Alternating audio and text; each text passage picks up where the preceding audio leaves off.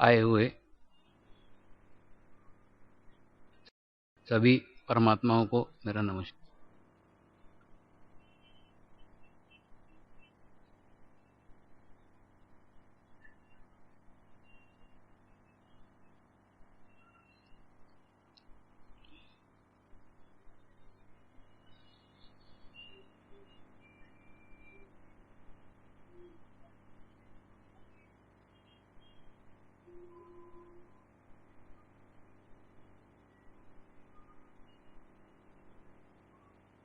आज के कार्यक्रम की शुरुआत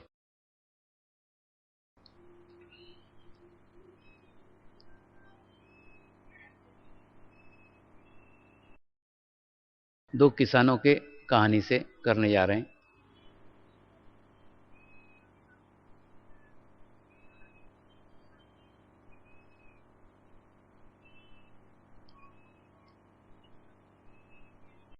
एक छोटे से गांव में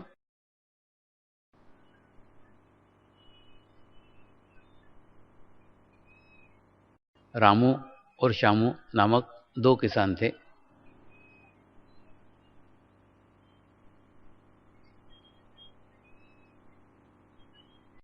दोनों किसानों की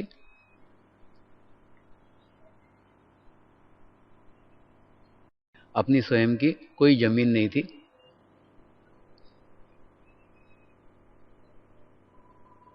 स्वयं की कोई खेती नहीं थी।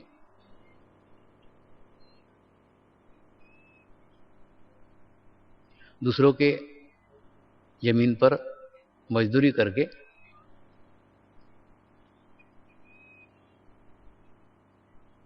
अपना जीवन यापन करते थे।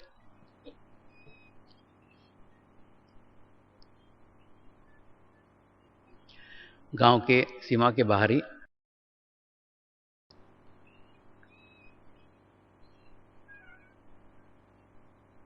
उनकी झोपड़ियां बनी हुई थी।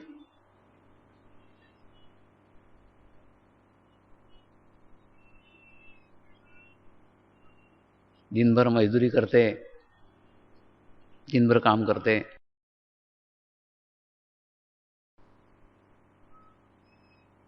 और रात के समय अपने अपने झोपड़ियों में चले जाते।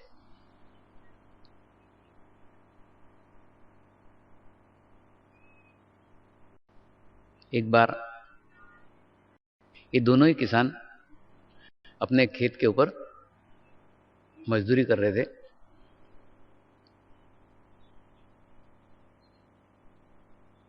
तो उस देश का राजा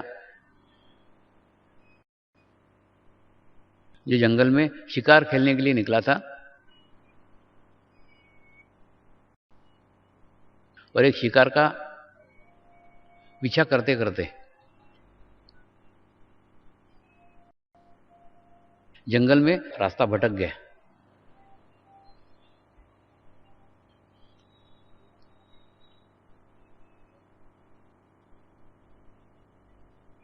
बाद में 3 दिन तक भूखा प्यासा भटकता रहा। कोई मार्ग नहीं मिल रहा था, कोई रास्ता नहीं मिल रहा था उस जंगल से बाहर निकलने का।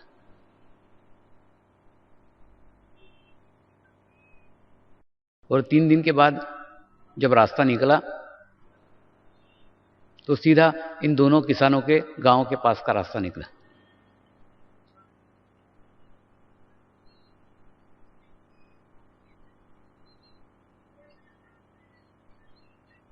ये दोनों किसानों के खेत के ऊपर आया।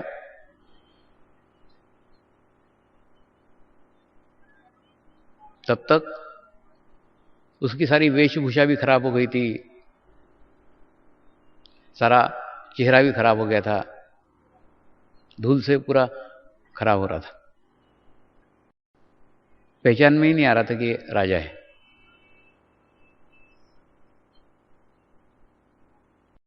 वो दोनों किसानों के पास आया और उन्हें बताया कि मैं शिकार खेलने के लिए निकला था, लेकिन रास्ता भटक गया और 3 दिन से जंगलों में मारा मारा फिर रहा हूं।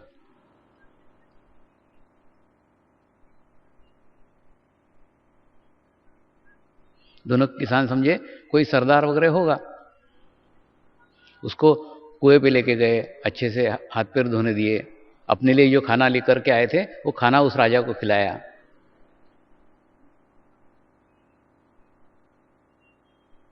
राजा खुश हो गया, राजा प्रसन्न हो गया। प्रसन्न होने के बाद में राजा ने उन दोनों किसानों को पूछा, तुम्हें पता है मैं कौन हूं? मैं इस देश का राजा हूं और मैं तुम्हारी सेवा से बहुत खुश हो गया, बहुत प्रसन्न हो गया,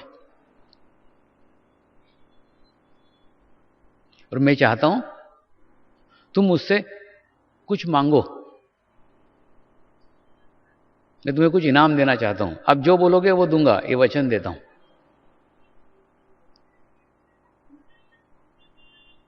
क्योंकि आज मैंने तुम्हारा अन्न खाया है।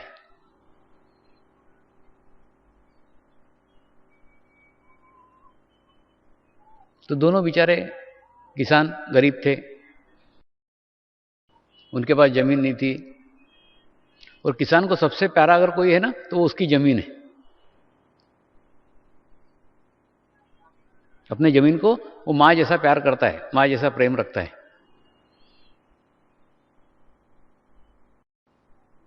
तो पहले तो ये दोनों बड़े संकोच कर रहे थे, लेकिन राजा ने जब ज्यादा ही उनको दबाव दिया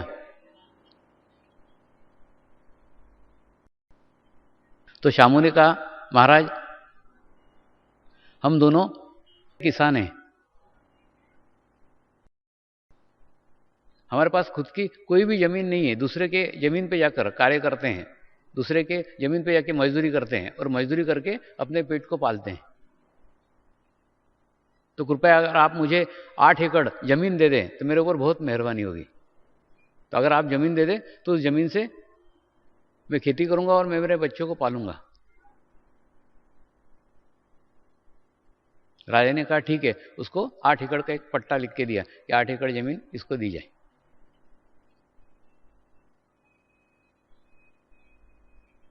राजा ने रामू को भी पूछा, तू भी मजदूर है, तेरे पास भी जमीन नहीं है, तेरे को भी मजदूरी करने के लिए जाना पड़ता है, उससे या तुझे भी जमीन दूं क्या?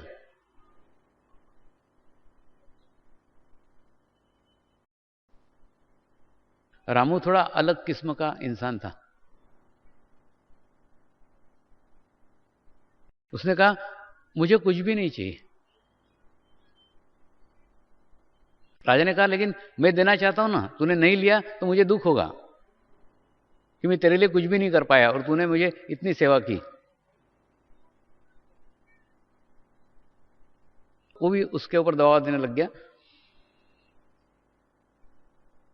तो रामू ने कहा आप इतना पीछे लग रहे हो और आप चाहते ही हो कि मैं आपसे कुछ मांगू, तो एक चीज मांगता हूं, मेरी एक इच्छा है। बोले तू जो इच्छा बोलेगा सारी इच्छाएं पूर्ण करूंगा। तू तेरी इच्छा तो बोल। बोले महाराज थोड़ी विचित्र है।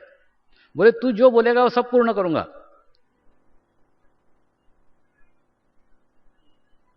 रामू ने अपनी इच्छा प्रकट की, महाराज मेरी इच्छा है हर दशहरे के दिन आप मेरे घर पे आके खाना खाएं।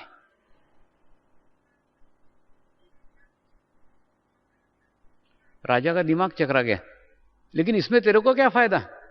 मैं तेरे घर पे आके हर दशहरे को खाना खाऊं, इसमें तेरे को क्या फायदा है? बोले महाराज ये कार्य भी मैंने फायदे के लिए नहीं किया और वो कार्य भी मैं फायदे के लिए नहीं करना चाहता हूं। मुझे खुशी मिलती है, मुझे प्रसन्नता मिलती है। तो आप अगर मेरे खुशी के लिए मेरे घर दशहरे के दिन खाना खाने आ सके तो अहोभाग्य मेरे।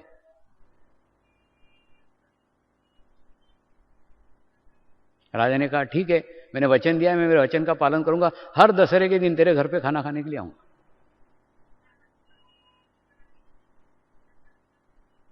धीरे धीरे ये बात की चर्चा सारे राज्य में होने लग गई। सारे राज्य में पता चला कि राजा ने रामू को वचन दिया है कि तेरे घर पे मैं खाना खाने के लिए आऊंगा, हर दशहरे के दिन खाना खाने आऊंगा, ऐसा वचन दिया है। धीरे धीरे दशहरा पास में आने लग गया और जैसे दशहरा पास में आने लग गया सारे मंत्रीगण चिंतित हो गए। ये राजा ने वचन दिया है रामू के झोपड़ी में आके खाना खाऊंगा, अब वो तो पूर्ण करेगा, लेकिन सवाल अपने राज्य का है, सवाल अपनी व्यवस्था का है, अपने शासन का है। राजा जाके एक झोपड़ी में खाना खाया, अच्छा दिखेगा क्या?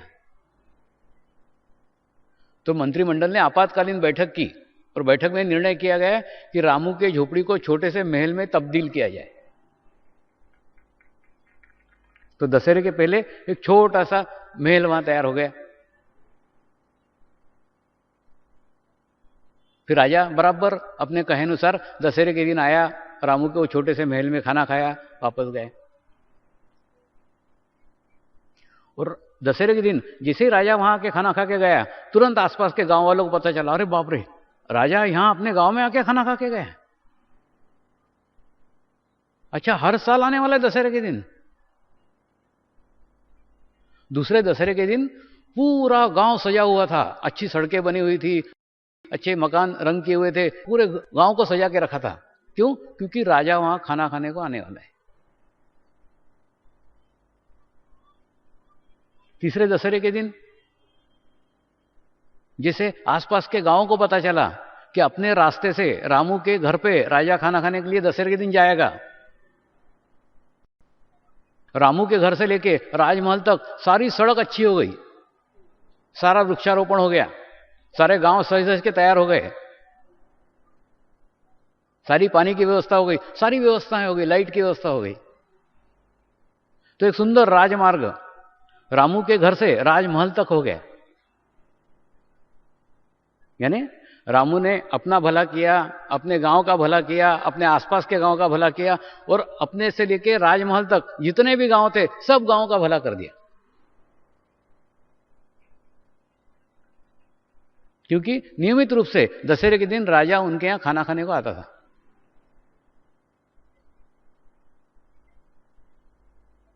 यह स्थिति रामू की थी।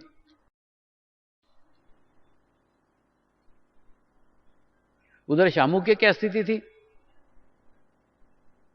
शामू अभी भी रो ही रहा था। वो रो इसलिए रहा था कि राजा ने जमीन तो दे दी, जमीन के लिए सिंचाई के साधन ही नहीं थे, सिंचाई के साधन नहीं थे, इसलिए वो अपने खेती पे खेती नहीं कर रहा था, फिर वो दूसरों के यहां जाके मजदूरी कर ही रहा था। तो जमीन मिलके भी मिलना नहीं मिलना सरीका हो गया। उसकी समस्या में कोई अंतर नहीं आया, उसके प्रॉब्लम में कोई अंतर नहीं आया। वो पहले भी मजदूरी करता था, बाद में भी मजदूरी कर रहा था। और इधर रामू के अंदर ही अंतर आया। रामू का घर अच्छा हो गया, रामू का गांव अच्छा हो गया, रामू के आसपास के गांव अच्छे हो गए।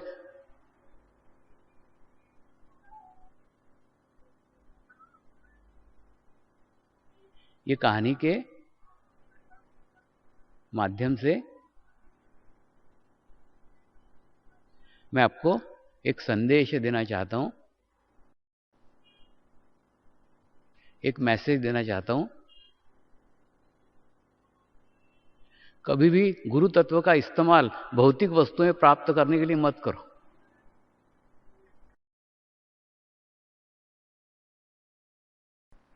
गुरु शक्तियों का इस्तेमाल अपनी समस्याएं दूर करने के लिए मत करो।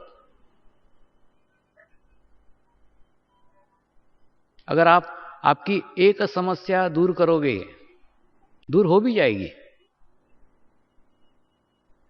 लेकिन दूसरी समस्या तुरंत खड़ी होगी, क्योंकि उसकी जड़ आपके ही भीतर है, आपके अंदर है। शामू की एक समस्या खत्म हो गई, दूसरी समस्या खड़ी हो गई। जमीन की समस्या खत्म हो गई, सिंचाई की समस्या खड़ी हो गई।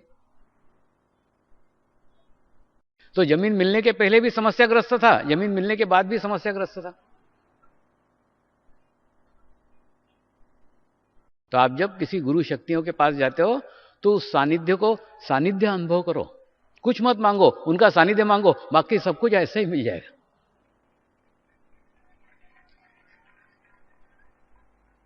हम क्या करते हैं, सानिध्य छोड़ के सब कुछ मांग लेते हैं।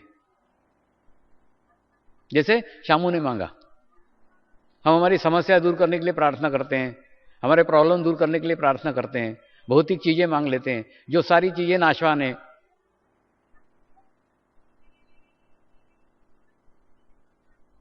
सानिध्य नहीं मांगते। सानिध्य अति आवश्यक है। अरे बाबा, अपने पुण्य कर्मों से हमको गुरु सानिध्य मिला है, फुकट में नहीं मिला। पुण्य कर्म खर्च करना पड़े।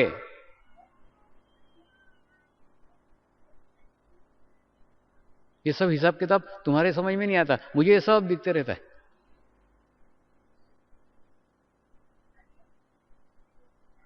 मैं आपको एक और उदाहरण से समझाने का कोशिश करता हूं।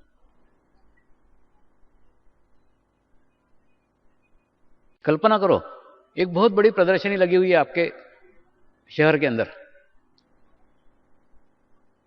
उस प्रदर्शनी में एक हीरो का स्टॉल लगा हुआ है और उस स्टॉल के अंदर लिमिटेड हीरे हैं।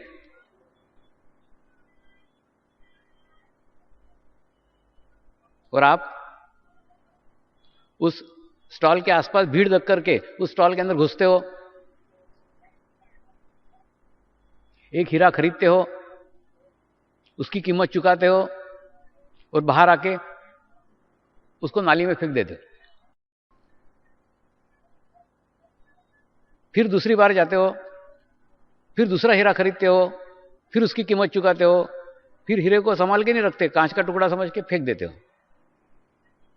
फिर तीसरी बार जाते हो, हीरा खरीदते हो, कांच का टुकड़ा समझ के फेंक देते हो और कीमत चुका करके आते हो। हर बार कीमत चुका रहे हो और हर बार हीरे को कांच का टुकड़ा समझ करके फेंक रहे हो।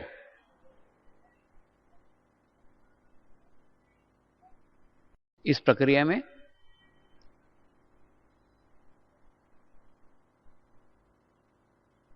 दो बातें घटित हो रही है।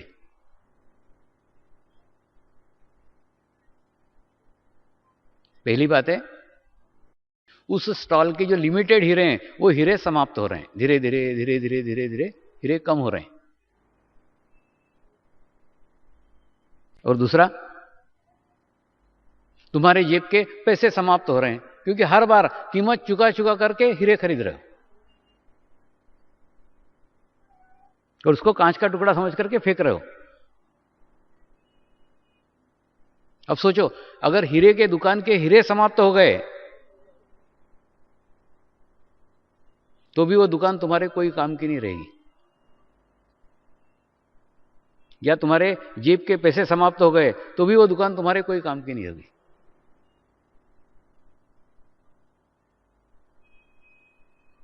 ऐसा जब मुझे दिखता है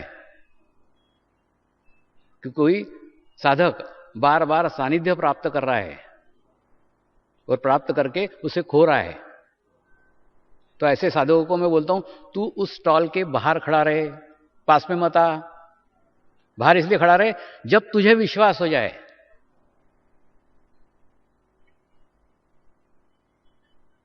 कि अंदर हीरा ही मिल रहा है। जब तू हीरे को संभाल के रख सके तभी जाकर हीरा खरीद, अन्यथा तेरे जेब के पैसे अगर समाप्त हो गए तो वो हीरे का स्टॉल तेरे कोई काम का नहीं है।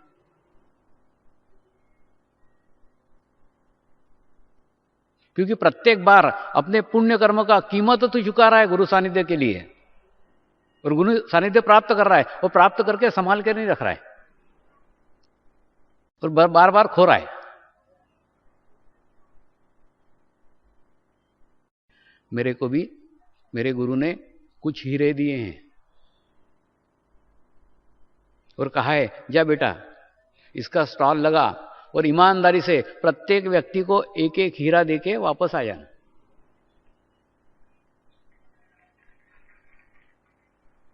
तो वैसे मैं शहर शहर घूम रहा हूं, गांव गांव घूम रहा हूं और प्रत्येक व्यक्ति को एक एक हीरा दे रहा हूं। अब उसको हीरा समझ के आप संभाल के रखो या कांच का टुकड़ा समझ के फेंक दो, दोनों ही स्थिति में मेरा तो काम खत्म हो गया और मेरे पास लिमिटेड हीरे हैं, उतने बांट करके मैं चला जाऊंगा।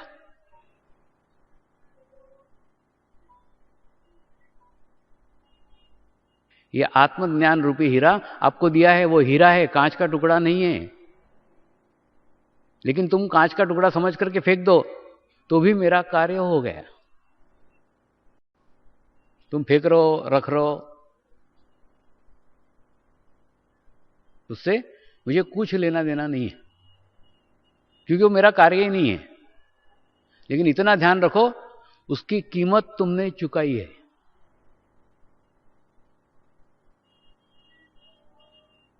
जिस हीरे को कांच का टुकड़ा समझ के फेंक रहे हो, उसकी कीमत तुमने चुकाई है। जीवन में अगर पुण्य कर्म नहीं किए रहते तो मेरे तो दर्शन भी दुर्लभ है, मेरे सामने आने की तो बात ही छोड़ दो। तुम पकड़ के लेके आओ किसी को, भाग जाएगा।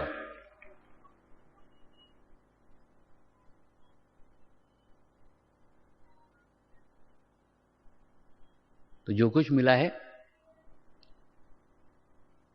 तुम्हें तुम्हारे ही पुण्य कर्म के कारण मिला है, तुम्हारे ही अच्छे कर्मों के कारण मिला है। तो जो मिला है उसको संभाल करके रखो।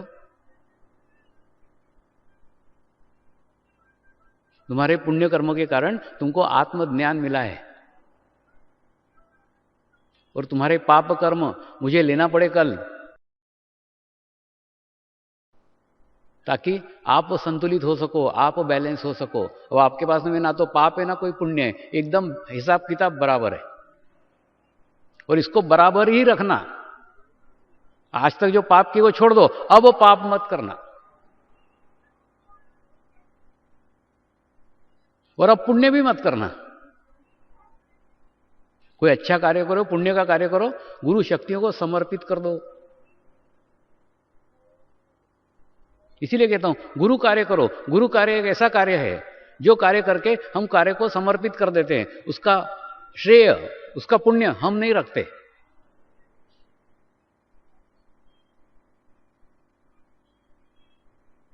तुम मुझे समर्पित करो, मैं भी किसी को समर्पित कर रहा हूं, मैं भी नहीं रख रहा हूं। क्योंकि पुण्य कर्म भी रखा तो फिर उस कर्म को भोगने के लिए फिर दूसरा जन्म लेना पड़ेगा। ये हिसाब किताब बस ऐसा ही संतुलित, ऐसा ही बैलेंस चलने दो, मोक्ष खुद ब खुद मिल जाएगा। यही मोक्ष है, सारा हिसाब किताब क्लियर।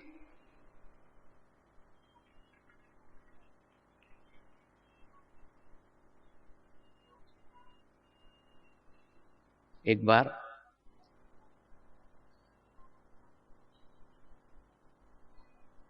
इंग्लैंड में एक गार्डन में मैं बैठा हुआ था।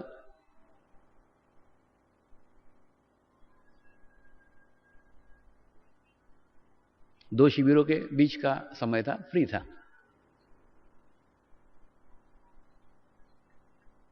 एक महिला मुझे मिलने के लिए आई। बोले स्वामी जी, मैं गुरुओं को बिल्कुल पसंद नहीं करती हूं, स्वामियों को बिल्कुल पसंद नहीं करती हूं, लेकिन मुझे परमात्मा की प्राप्ति करने की इच्छा है। मैंने उसको कहा फिर तो मेरे पास काय को आई, परमात्मा के पास जा।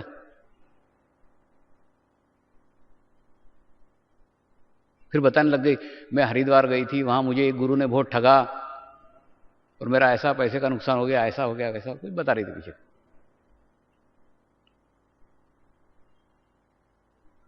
मैंने उसको कहा इतना होने के बावजूद भी तू मेरे पास आई है, जबकि तुझे गुरु के पास नहीं जाना है, तुझे परमात्मा के पास जाना है। लेकिन तेरी आत्मा जानती है कि परमात्मा के पास जाने का रास्ता गुरु के पास से है, इसलिए वो तुझे यहां तक लेके आई है। और मैं तो उस गुरु को भी धन्यवाद देता हूं जिस गुरु ने तुझे ठगा। कम से कम गुरु की चाहत तो तेरे अंदर निर्माण कर दी। गुरु ने तुझे नहीं ठगा, उस व्यक्ति ने तुझे ठगा है, तूने थोड़ी गुरु को ठगा है। कल तुझे नकली हीरा मिला था, आज तुझे असली हीरा मिल गया।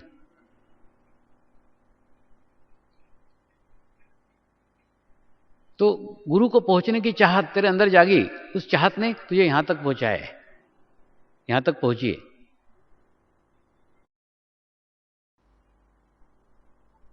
विदेशों में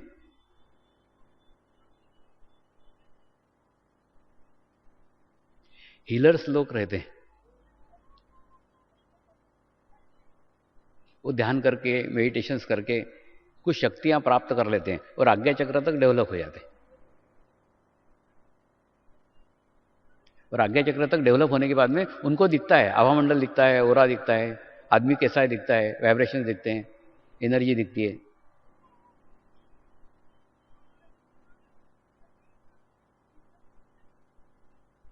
ऐसे ही एक बार 4-5 साधकों को लेके एक लेस्टनबेरी करके एक पार्क है, उस पार्क के अंदर ऐसा एक रास्ता है, एक पगडंडी का, और ऐसा रास्ता जाकर के फिर यहां जाके मैं बैठा हुआ था।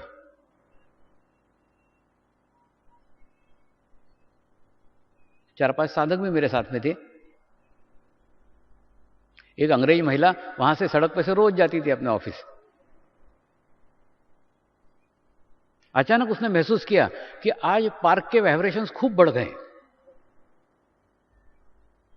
मैं रोज ही तो इस पार्क पे से जाती हूं, लेकिन इस पार्क के आज वाइब्रेशंस खूब बढ़ गए। निश्चित रूप से कोई ऐसा व्यक्ति आया हुआ है जिसके वाइब्रेशंस बाहर की ओर आ रहे हैं। तुरंत उसने अपनी कार पार्क की और जैसे कुत्ते सूंघते ना, वैसे दोनों हाथ करके ऐसे करते करते करते करते करते करते वो ऐसी नहीं घुसी, वो ऐसी घुसी उल्टी, जहां से निकलने का रास्ता है ना वहां से घुसी, क्योंकि मैं पास में ही था और पास में आके फिर मिली। बोले स्वामी जी आपके वाइब्रेशंस बाहर महसूस हो रहे हैं, सड़क के ऊपर मालूम पड़ रहे हैं कि आप अंदर बैठे हुए। आज वो वहां पे सेंटर चला रही है।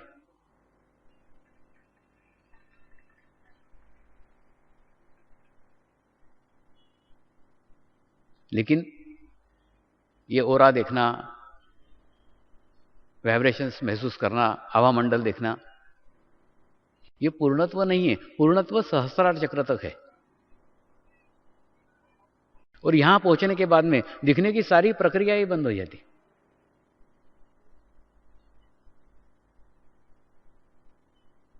जैसे मैंने बताया ना, किसी को प्रकाश के दर्शन होते हैं, किसी को ज्योति के दर्शन होते हैं, किसी को देवता के दर्शन होते हैं। जो दिखने की प्रक्रिया है वो इस आंखों तक है, आज्ञा चक्र तक है। इसके ऊपर जाके देखने की भी प्रक्रिया बंद हो जाएगी।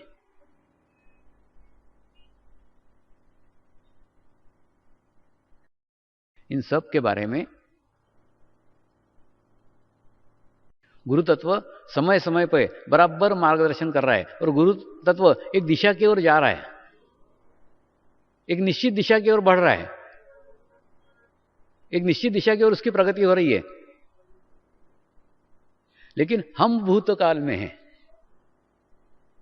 उसके कारण हम उसके साथ साथ नहीं चल पा रहे हैं। उसका समय काल जाने के बाद हम उसको पहचान पाते हैं, उसकी बातों को जान पाते हैं, फिर भी उसके रास्ते पे नहीं चलते, बातें समझ पाते हैं। हम उसके बहुत पीछे पीछे चल रहे हैं और उसकी एक स्पीड है, उस गति से वो आगे चल ही रहा है।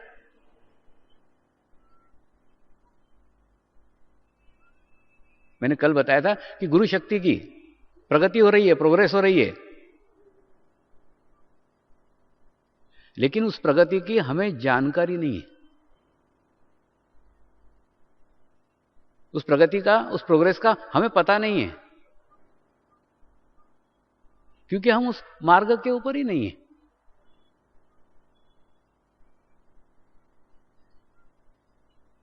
उनकी बातें पढ़कर, उनकी बातें सुनकर, उनके बातों को अवलंब कर अगर हम चलते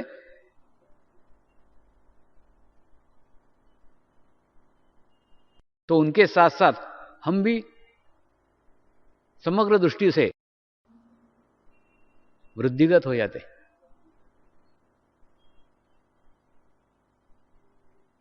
इस आत्मज्ञान के बारे में, इस कुंडलिनी शक्ति के बारे में संत ज्ञानेश्वर ने आज से 700-800 साल पहले बताया था।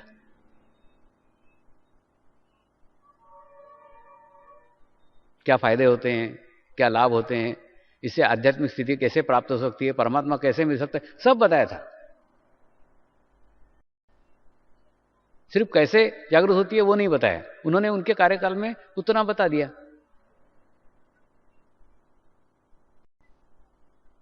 उसके बाद जो गुरु तत्व आए, उन्होंने थोड़ा और आगे वातावरण तैयार करने का कोशिश किया।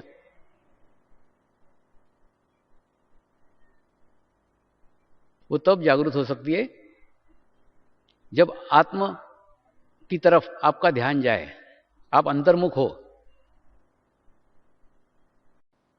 जब तक परमेश्वर को आप बाहर खोज रहे हो, जब तक परमात्मा को आप बाहर खोज रहे हो, तब तक भीतर का परमात्मा जागृत हो ही नहीं सकता।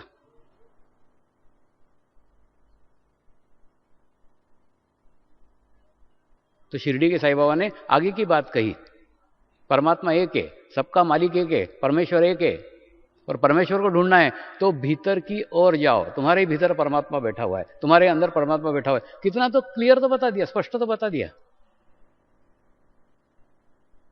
हमने सुना क्या? नहीं। हमने माना क्या? नहीं।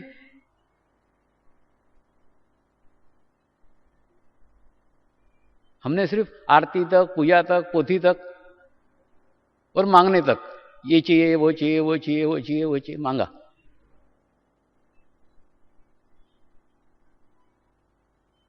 वो तो समग्र ज्ञान देने के लिए आए हैं। आप क्या मांग रहे हो आपके ऊपर निर्भर है।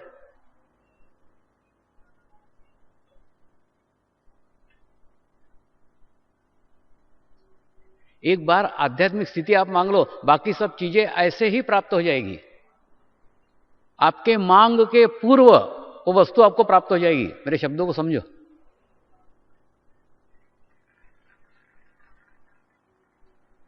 अरे बाबा, एक बार आप उस परम चैतन्य के साथ जुड़ जाओ, तो जुड़ जाने के बाद में जो आपकी रिक्वायरमेंट है, जो आपकी आवश्यकता है, आपको भी पता नहीं है कि आपके भविष्य में आवश्यकता है, वो भी आवश्यकता वो पूर्ण करके रखेगा। तुम वहां पहुंचोगे तो एकदम तैयार मिलेगा।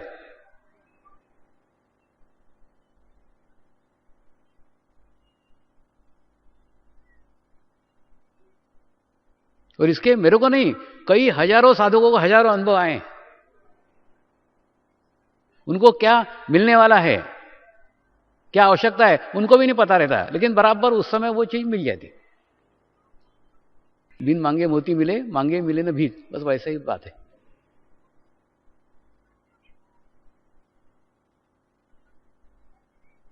मांगना छोड़ दो। मांगने के बाद आपकी दृष्टि सीमित हो जाती है, और नहीं मांगोगे तो जो मिलेगा वो आपके अपेक्षा से भी अधिक होगा।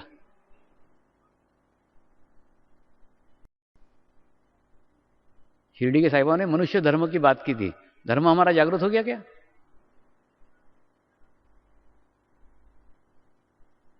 इतना अच्छा आत्मज्ञान के लिए वातावरण तैयार किया हुआ है, step by step, step by step, step by step.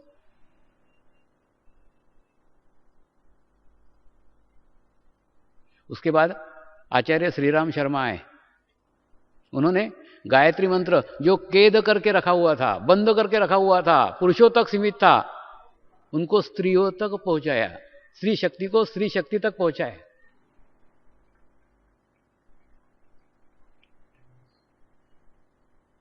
क्यों?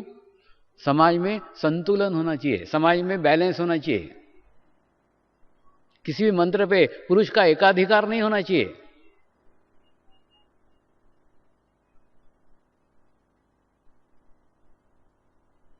और शक्ति स्त्री तक पहुंची नहीं तो स्त्री शक्ति कैसे निर्माण होगी?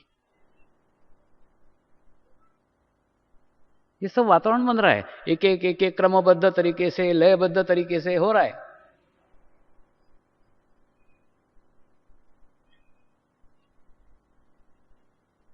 लेकिन हम अपने जीवन काल में ये सब बातें जान नहीं पाते।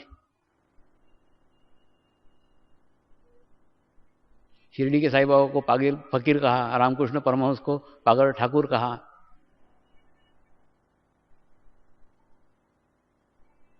अभी विवेकानंद इतना कह रहे हैं ना। अभी मैं गया था, एक साधक ने कटिंग दिखाया पुराने पेपर का, इतना सा कॉलम आया हुआ है।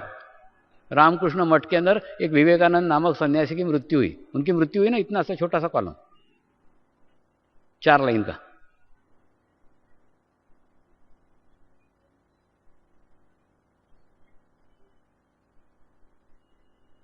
समाज को जानकारी नहीं रहती, कौन आता है, कौन चला जाता है। तो एक आध्यात्मिक प्रगति का प्रवाह बराबर चल रहा है, सूक्ष्म रूप से चल रहा है।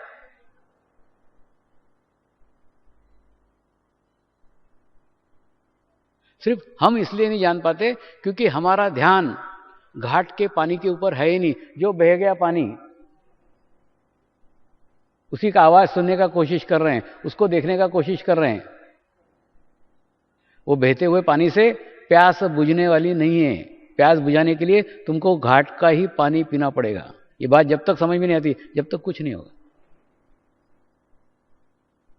और उसके लिए वर्तमान में रहना पड़ेगा, प्रेजेंट में रहना पड़ेगा।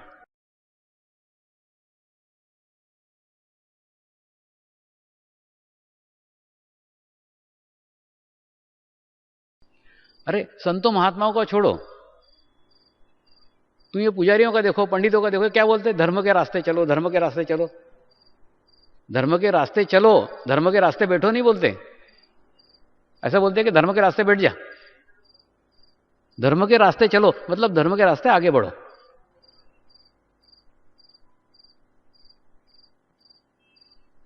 धर्म एक रास्ता है, धर्म एक मार्ग है उस परमात्मा तक पहुंचने का। तो मार्ग के ऊपर बैठे मत रहो, मार्ग के ऊपर चलो ना। धर्म के रास्ते चलते चलते ही आखिरी में परमात्मा तक पहुंचोगे, लेकिन धर्म के रास्ते में बैठ मत जाओ, धर्म के रास्ते को पकड़ मत बैठो। हमको पकड़ने की बहुत आदत है।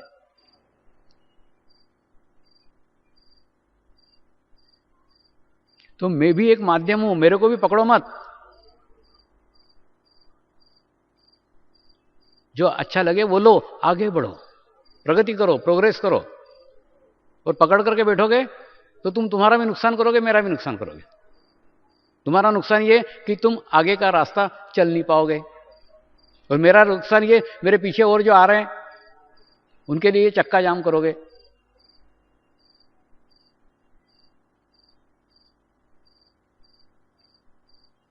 सारे माध्यम है, सारे माध्यमों से ईश्वर चेतना बह रही है, उसको ग्रहण करो ना। आपका चित्त पाइप पे नहीं, पाइप पे से बहने वाले पानी के ऊपर होना चाहिए।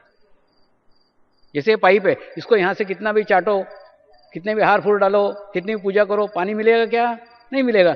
पाइप का मुहाना है, वहां मुंह लगाओगे तो पानी मिलेगा।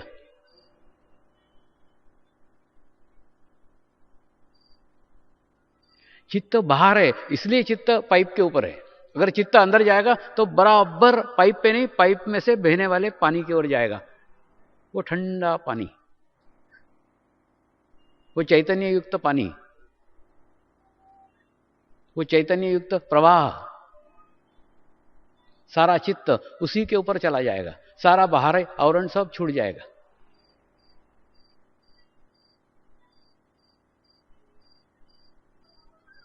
तो आपका चित्त जब तक उस पानी पे नहीं जाता, तब तक ये कितने ही पाइप आएंगे और कितने ही पाइप जाएंगे। वो उनका कार्य कर रहे हैं। उनका कार्य है भीतर के पवित्र चैतन्य रूपी जल को तुम्हारे तक पहुंचाना।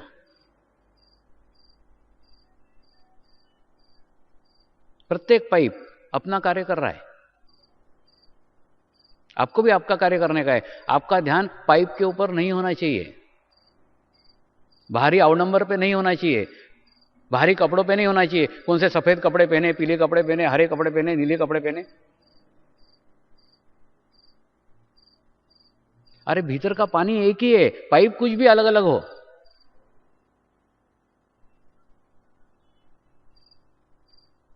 कई लोग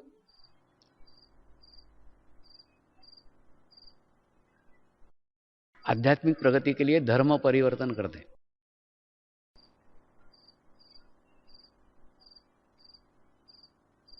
वास्तव में ये बाहरी सांसारिक धर्म आप कितने भी बदल लो, उनसे भीतर का धर्म जागृत नहीं होगा। भीतर का धर्म जागृत होने के लिए भीतर का ही ज्ञान चाहिए। जैसे कल्पना करो, एक व्यक्ति है जिसके पेट में खूब जोर से मरोड़े उठ रही है, पेट में खूब दर्द हो रहा है, उसको हॉस्पिटल में ले जाओ। डॉक्टर उसके पीले कपड़े निकाल करके नीले कपड़े पहना देगा। पेट दर्द ठीक होगा क्या? नहीं। नीले कपड़े निकाल करके सफेद कपड़े पहना देगा। पेट दर्द ठीक हो गया क्या? नहीं। वो कपड़े निकाल करके वो लाल कपड़े पहना देगा। पेट दर्द ठीक होगा क्या? नहीं। तो बाहर के कितने भी आवरण चेंज कर लो, कितने भी रंग बदल लो, पेट दर्द ठीक होने वाला नहीं है। पेट दर्द तब ठीक होगा जब पेट दर्द की दवा दी जाए।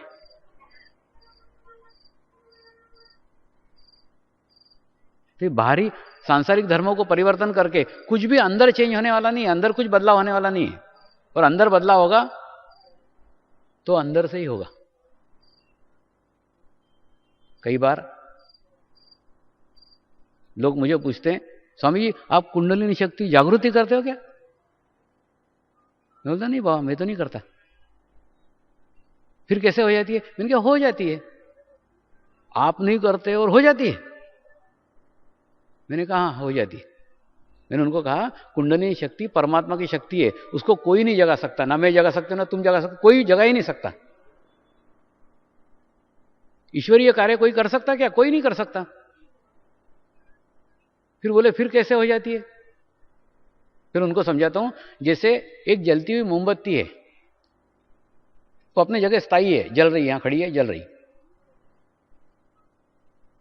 तो किसी के लिए नहीं जल रही, वो जल रही बस। उसको यहां तक जलने का है, उतना जल रही है, उसके बाद में बुझ जाएगी। ये उसका जीवन है, ये उसका लाइफ है। जितने साल की उम्र है उतने साल जलेगी, बाद में मरेगी।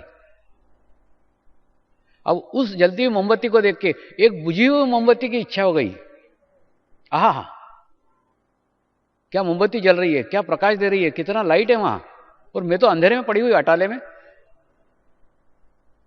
मैंने भी जलना चाहिए, मैंने भी मेरे जीवन का उद्देश्य पूर्ण होना चाहिए, मैंने भी अंधेरा दूर करना चाहिए, मुझे भी प्रकाशित करना चाहिए। और ये बुझी हुई मोमबत्ती जो अटाले में पड़ी हुई है, अंधेरे में पड़ी हुई है, ये मोमबत्ती धीरे धीरे धीरे धीरे धीरे ये जलती हुई मोमबत्ती के पास जाती है। और इस जलती हुई मोमबत्ती के लो से इसकी लो टकरा जाती है ऐसी,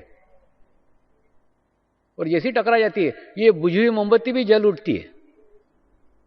तो ये बुझी हुई मोमबत्ती को इस जली हुई मोमबत्ती ने जलाया क्या? नहीं, ये तो बेचारी अपनी जगह खड़ी थी। ये बुझी हुई मोमबत्तियां इसके पास आई और इसके सानिध्य में जल उठी, प्रकाशित हो गई। ठीक उसी प्रकार से आप मेरे सानिध्य में प्रकाशित होते हो। मैं कुछ नहीं करता, मैं तो जल रहा हूं, मैं मेरे जीवन को धीरे धीरे कम कर रहा हूं। जब तक हूं जब तक जलते रहूंगा, और जब तक जलता रहूंगा तब तक कोई भी बुझी हुई मोमबत्ती आके मुझसे जल सकती है। कोई भी, किसी भी जाति की, किसी भी धर्म की, किसी भी रंग की, किसी भी देश की, किसी भी राज्य की, किसी भी भाषा की।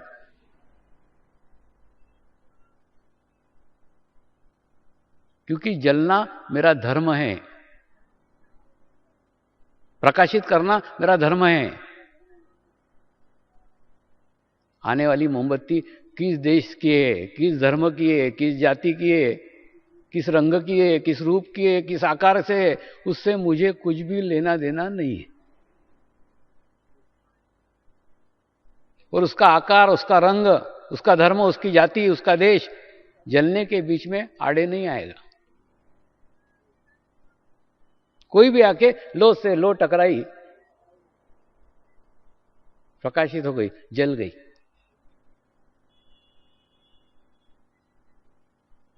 आज से 6 साल पहले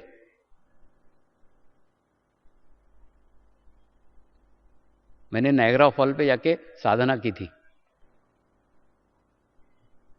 और वहां जाकर अपने आप को पूर्ण मनुष्य जाति के लिए समर्पित कर दिया। मैंने मेरे तरफ से पूरा रास्ता खोल दिया। कोई भी दुनिया का व्यक्ति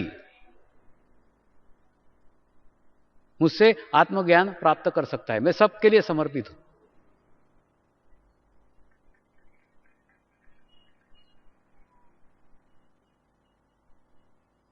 और जैसे ये समर्पण हो गया, वैसे लोगों ने प्राप्त किया नहीं किया वो अलग बात है, लेकिन मेरा दायरा बढ़ गया ना। मेरे पट खुल गए, मेरे दरवाजे खुल गए, मेरी दीवारें गिर गई, मेरा छत उड़ गया, प्रकाश ही प्रकाश आने लग गया घर के अंदर, प्रकाश ही प्रकाश। आप भी आपके दरवाजे खोलो, आप भी आपकी खिड़कियां खोलो।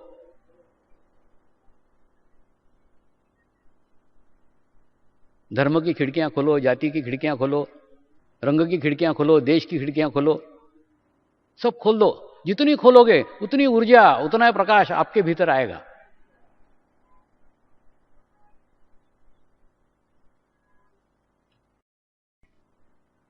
खोलना तुमको पड़ेगा,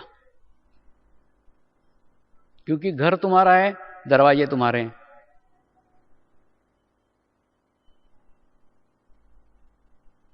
वो मैं नहीं कर सकता।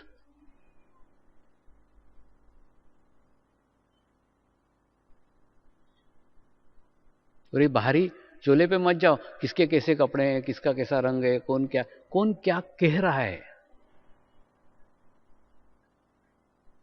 कहां से बोल रहा है, सीढ़ी से बोल रहा है क्या मकान से बोल रहा है, वो देखो, वो अति महत्वपूर्ण है।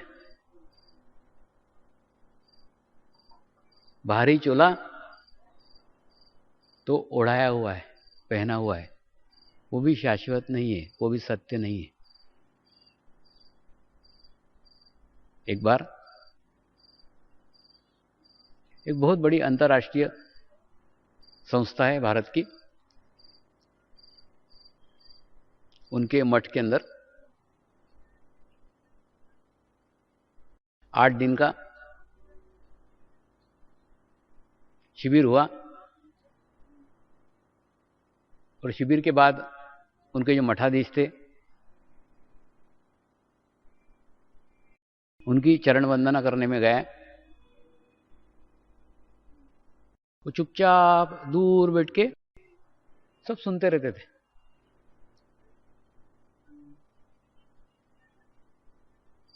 उनको पूछा, गुरुदेव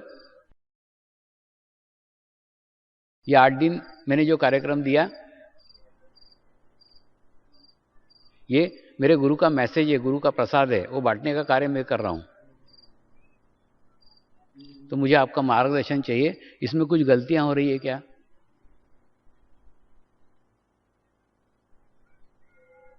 इसमें कुछ भूलें हैं क्या, कुछ सुधार आप चाहते हैं क्या? अगर आपको कुछ लग रहा है तो आप कृपया मुझे मार्गदर्शन कीजिए। उन्होंने कहा, स्वामी जी आप आए हो और आप पूछ ही रहे हो, इसलिए मेरे मन में एक बात आई, वो सिर्फ आपको कहता हूं। आपका माल तो बहुत अच्छा है, पैकिंग खराब है।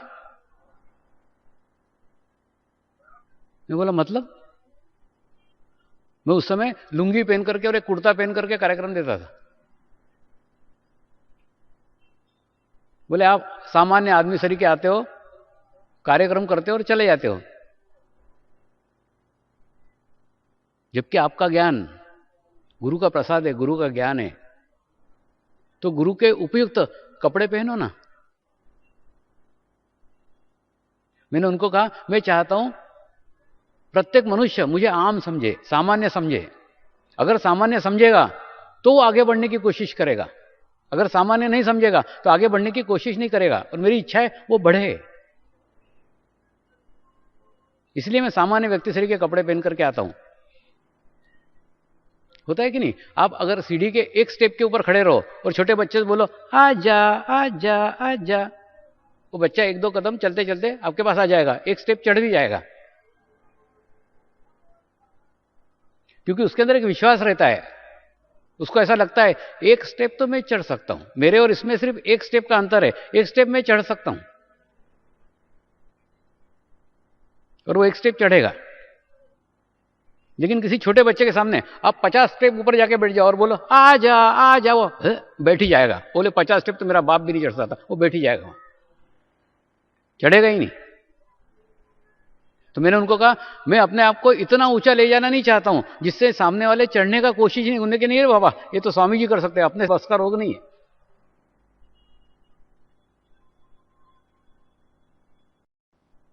लोग मुझे अगर आम समझे, सामान्य समझे, तभी वो मेरे साथ हो सकते हैं। और रही बात लोगों को प्रभावित करने की, वो तो गुरु कृपा में हो रहा है। उसके लिए कपड़े पहनने की, ड्रेस पहनने की क्या आवश्यकता है, वो तो हो ही रहा है। सामान्य कपड़े पहन के आए तो भी हो रहा है ना। फिर उन्होंने मुझे तर्क दिया, एक संस्कृत के समाचार वाचक है, वो सूट बीट टाई वाई ऐसा पहन करके आए और संस्कृत के समाचार दे, कैसा लगेगा? विचित्र लगेगा ना। अरे संस्कृत के समाचार दे रहा है तो जरा भारतीय ड्रेस होना चाहिए। विसंगति लगती है।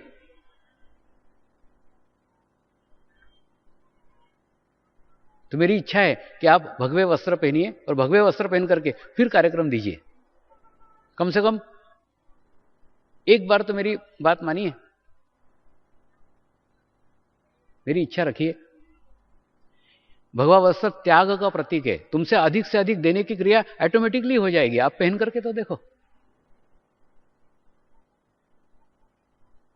आज आशीर्वाद का दिन है। आशीर्वाद अधिक से अधिक मेरे माध्यम से आप तक पहुंच सके, मेरे गुरु के आशीर्वाद पहुंच सके, गुरु का प्रसाद पहुंच सके। मैं तो वेटर हूं।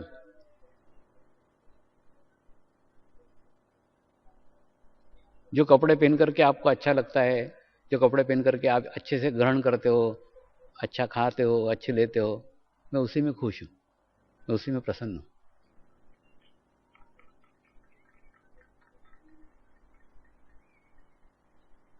आज का चक्र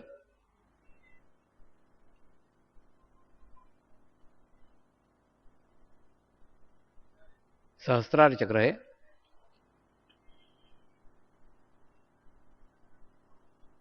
इस सहस्त्रार चक्र पे चंद्र देवता का स्थान है।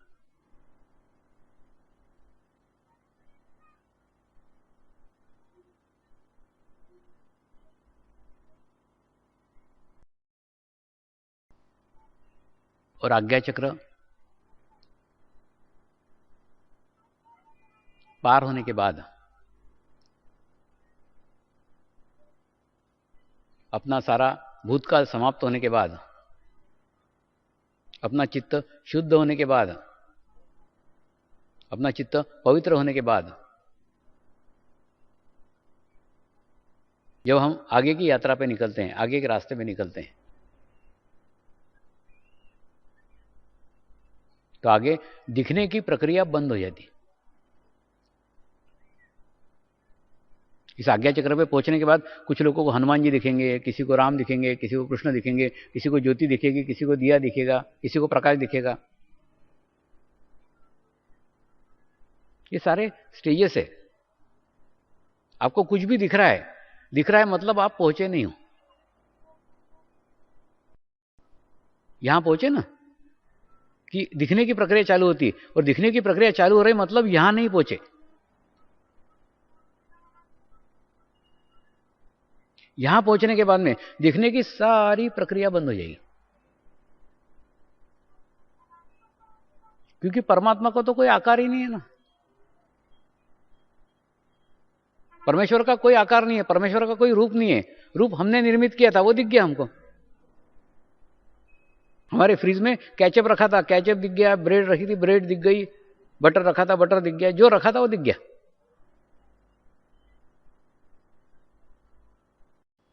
यहां पहुंचने के बाद में कुछ भी नहीं दिखता, कुछ है ही नहीं, शून्य। इसीलिए संत कबीर ने कहा है, शून्य शिखर पे अनहत बाजे।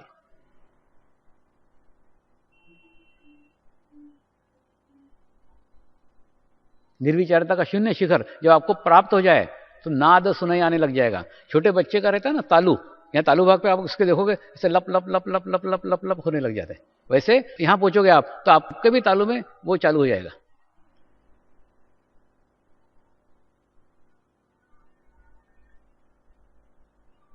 और सहस्त्रार वो चक्र है जिस चक्र में से आपको ध्यान में जाना है। वहां पहुंचने के बाद में आपको अलग अलग अलग अलग अनुभूतियां होना चालू हो जाएगी। किसी को घंटनाद सुनाई आएगा, किसी को शंखनाद सुनाई आएगा, आवाज आएगा। किसी को गुलाब की खुशबू आना चालू हो जाएगी। सहस्त्रार पे पहुंचोगे तो चंदन की खुशबू आना चालू हो जाएगी।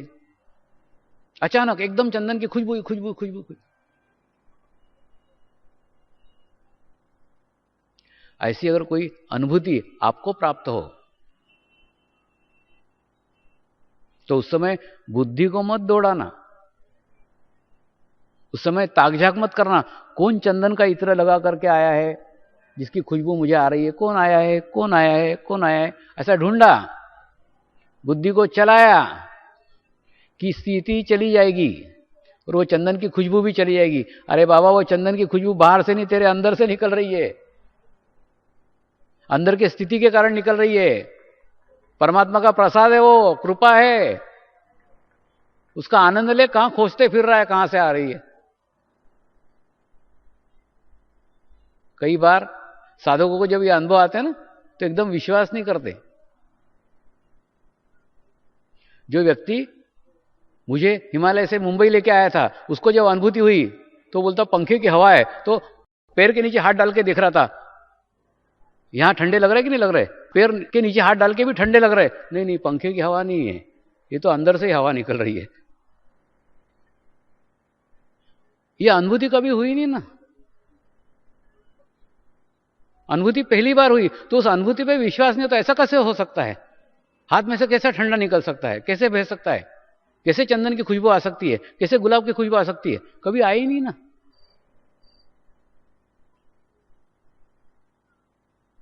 इसीलिए संत महात्मा कभी कोई इत्र नहीं लगाते। इत्र इसलिए नहीं लगाते, उनके बदन में से इत्र निकलते रहता है, खुशबू ही खुशबू निकलती रहती है, वो अपनी खुशबू में मस्त रहते। तो बाहर की खुशबू लगाने की क्या आवश्यकता है? बाहर का इत्र लगाने की क्या आवश्यकता है? तो ऐसी अनुभूतियां, ऐसे अनुभव आपको आपके भीतर से मिलना चालू हो जाएंगे, आपको आपके अंदर से मिलना चालू हो जाएंगे। जब ऐसे मिलना चालू हो जाए, तब खोजने मत लग जाना, तब भटकने मत लग जाना कि कहां से खुशबू आ रही है, कौन इत्र लगा करके आया है। वास्तव में हमारी स्थिति वो कस्तूरी मृग के समान है।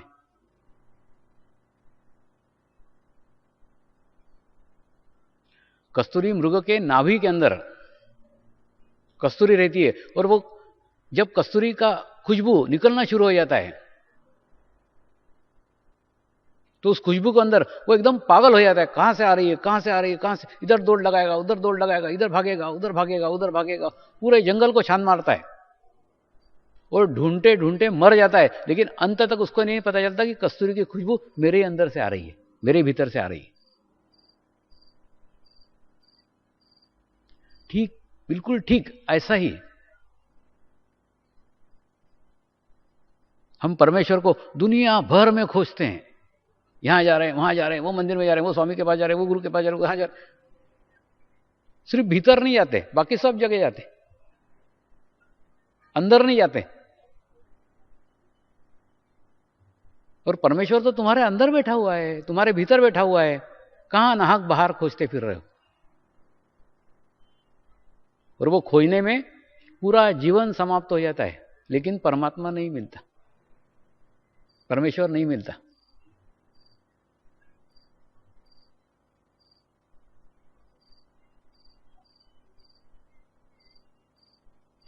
ऐसी उड़ान हम उड़ रहे हैं, ऐसे दूर दूर ढूंढ रहे हैं जहां हम हमारे जीवन में पहुंच ही नहीं सकते। जीवन छोटा सा, उड़ान बड़ी।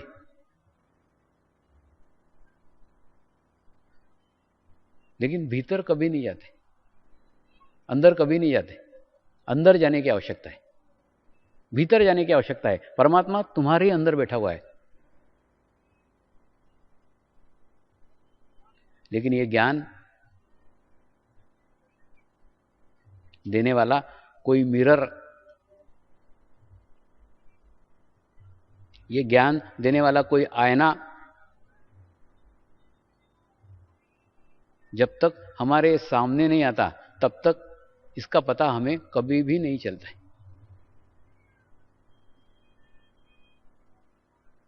कई बार हम हमारे घर के अंदर ही दृश्य देखते हैं। एक दादाजी चश्मा यहां लगाते हैं और उसके बाद में चश्मा कहां है, चश्मा कहां है, चश्मा कहां है, चश्मा कहां है, पूरा घर ढूंढ डालते हैं कि चश्मा कहां है। लेकिन उनको पता नहीं चलता कि चश्मा यहां लगा के रखा है। पूरे घर में छान डाला, चश्मा कहां है, चश्मा कहां है। और गलती से एक कमरे में से एक कमरे की तरफ पसार होते रहते हैं, तो सामने आईना दिखता है। आईने में तुरंत ध्यान जाता है, अरे चश्मा तो मेरे ही सर के ऊपर है, मैं तो बेवकूफ सर का ढूंढ रहा हूं घर भर में।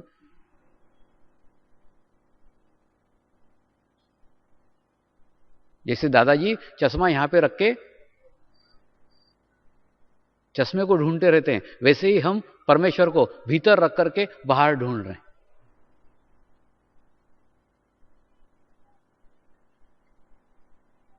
लेकिन जब तक कोई आईना, जब तक कोई मिरर दादाजी के सामने नहीं आया, तब तक दादाजी को नहीं पता चला कि चश्मा मेरे सर के ऊपर ही रखा हुआ है। ठीक उसी प्रकार से मैं भी परमात्मा को ढूंढ रहा था, मैं भी परमेश्वर को ढूंढ रहा था, लेकिन परमेश्वर एक सामान्य मनुष्य के रूप में आएगा ऐसे मैंने कल्पना भी नहीं की थी। मेरे गुरुदेव सामान्य मनुष्य जैसे आए और आने के बाद में अनुभूति कराई, और अनुभूति कराने के बाद में सारी खोज समाप्त हो गई। मेरे गुरु मेरे लिए मिरर हो गए, मेरे को पता चल गया कि परमात्मा मेरे ही अंदर बैठा हुआ है, मेरे ही भीतर बैठा हुआ है। तो गुरु का रोल सिर्फ आईने का है, आपको आपका ही चेहरा दिखाएगा। उसके सानिध्य में जैसे आप जाओगे सारी खोज समाप्त हो जाएगी, सारा ढूंढना समाप्त हो जाएगा, सारी भटकन समाप्त हो जाएगी। जैसे गुरु सानिध्य में पहुंचा, जब भीतर परमात्मा के दर्शन हो गए, सारी यात्रा भीतर की ओर शुरू हो गई। अंदर अंदर अंदर, बाहर खोजना भटकना पूर्ण बंद हो गया। और मेरे लिए वही परमात्मा हो गए। इसलिए परमात्मा हो गए क्योंकि परमात्मा की खोज समाप्त हो गई। मुझे समाधान मिल गया कि मुझे परमात्मा मिल गया। ये जानते हुए कि वो परमात्मा नहीं है, वो सामान्य मनुष्य है, फिर भी मेरे लिए वही परमात्मा हो गए, क्योंकि परमात्मा ने उनको माध्यम बनाया था मुझको मुझ तक पहुंचने के लिए। तो माध्यम ही मेरे लिए परमात्मा हो गया। तो एक सामान्य मनुष्य को, एक जीवंत गुरु को परमात्मा मान लिया तो एक आत्म समाधान हो गया कि परमात्मा मिल गया। आत्म समाधान हो गया तो आत्म सुख मिल गया, और आत्म सुख मिल गया तो आत्म अनुभूति मिल गई, और आत्म अनुभूति मिल गई तो आत्म शांति मिल गई। सारी खोज समाप्त हो गई।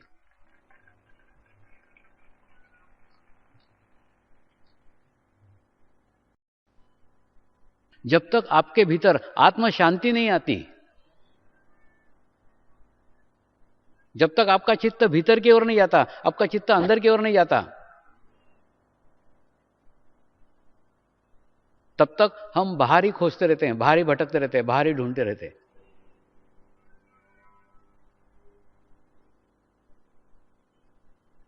और ये जानते हुए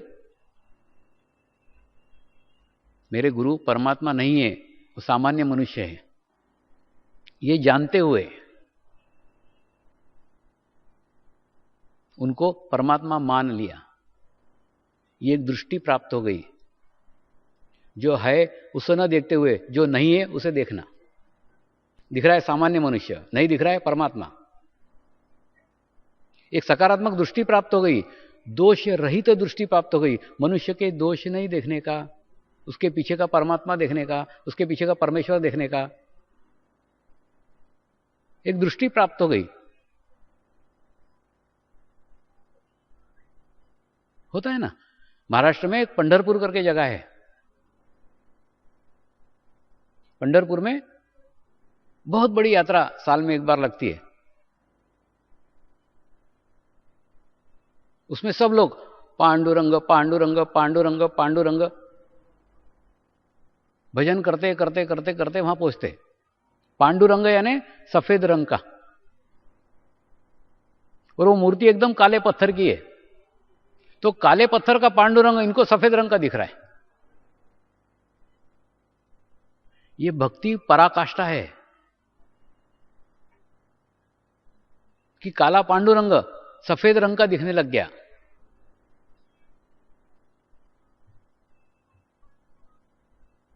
गुरु के शरीर के परे देखने की दृष्टि। मैंने बताया ना, शरीर आया तो दोष आएंगे ही। जिस धातु का पाइप बना है उस धातु के दोष आएंगे ही। बिना दोष के कोई शरीर हो ही नहीं सकता। हमको दृष्टि प्राप्त करना होगी। हमारा चित्त दोषों से नहीं, शक्तियों के ऊपर केंद्रित रहे। बहुत कठिन प्रक्रिया है।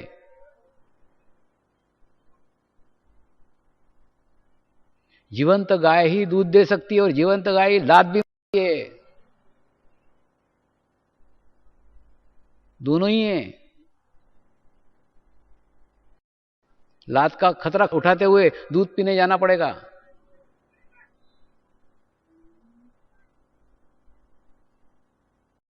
इसीलिए गाय के पास काय को जाते हो? घर पे बैठ के पैकेट जो आ रहा है पियो ना। गुरु के पास मत जाओ, दूर से ही रहो। पास में खतरा है।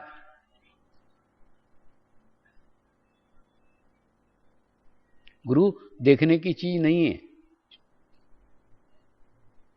गुरु सुनने की चीज नहीं है, गुरु अनुभव करने की चीज है। अनुभूति ग्रहण करो, अनुभव ग्रहण करो। जब तक अनुभूति का ज्ञान न हो जाए, अनुभूति का अनुभव न हो जाए, गुरु के पास जाने में खतरा है। गुरु से दूर ही रहना चाहिए।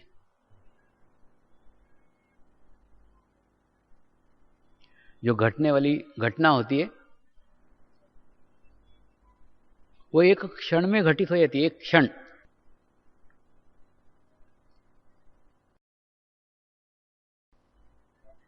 मेरे अंदर भी चेंज हुआ है, मेरे अंदर भी परिवर्तन हुआ है। पिछले 7 सालों में बहुत एक एक चेंज होते चले गए।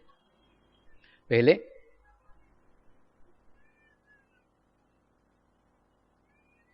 साधक मेरे पास पकड़ के लाते हैं, स्वामी जी ये की पर्सन है, ये फलाने फैक्ट्री का मालिक है, अगर ये ध्यान सीख गया तो इससे हजारों साधक ध्यान कर सकते हैं, हजारों मजदूर ध्यान से कर सकते हैं।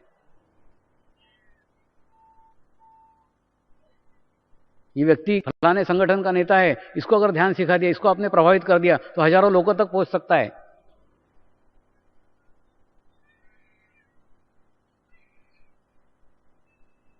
मैं बोलता था ठीक है, लिया। उसको इतना दूध पिलाता था, इतना दूध पिलाता था, इतना दूध पिलाता था कि उसको डायरिया हो जाता था।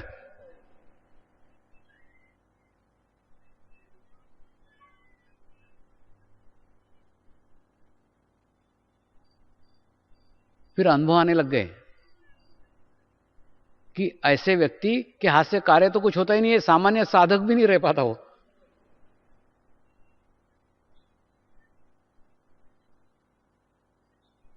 होता क्या है, जो नैसर्गिक होता है कि नहीं, सामने वाले का हजमा 100 ग्राम का, 100 ग्राम दूध मिला, वो 100 ग्राम ही चूसेगा ना। वो सामने वाले का हजमा 200 ग्राम का, वो 200 ग्राम दूध चूसेगा।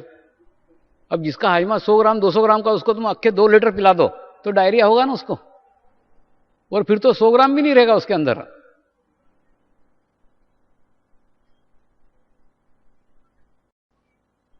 ये अनुभव जब साधकों को आने लग गए, क्योंकि मैं कहता तो मानते नहीं ना, जब साधकों को अनुभव आने लग गया, अरे इतना एनर्जी खर्च किया, इतना एनर्जी उसने ग्रहण किया, लेकिन फिर भी नहीं टिक पाया, तो मैं उनको कहता हूं उसको नैसर्गिक तरीके से आने दो ना, सामान्य मनुष्य बन के आने दो, सामान्य तरीके से आने दो। मैं तुम्हारे हाथ में हूं तो तुम चाहे जैसा मेरा इस्तेमाल करते हो। मैं तो पाइप हूं दूध का, तुम डाल दो किसी के मुंह में तो मैं क्या करूं उसको? उसको उसके तरीके से चूसने दो, उसको उस हाथ से ग्रहण करने दो।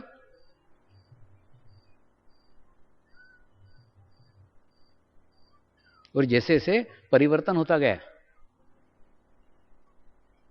जैसे जैसे चेंज होता गया, वैसे एक क्षण दर्शन करने मात्र से अनुभूति प्राप्त हो गई।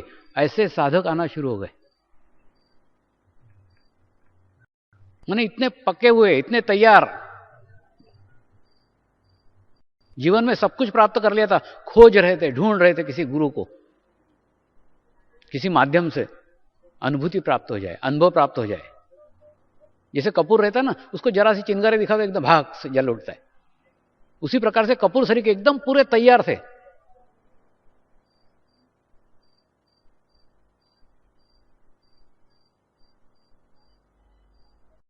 एक दर्शन मात्र से उनके अंदर बदलाव आने लग गया, एक दर्शन मात्र से उनके अंदर चेंज आने लग गया, एक दर्शन मात्र से उनको अनुभूति प्राप्त हुई।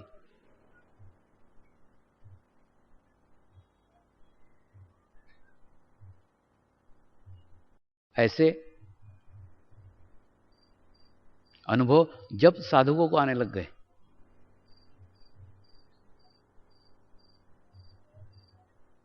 तो साधक भी आजकल सिर्फ बताते हैं, कोई आए ठीक है, नहीं आए ठीक है, सामान्य, बैलेंस, संतुलित।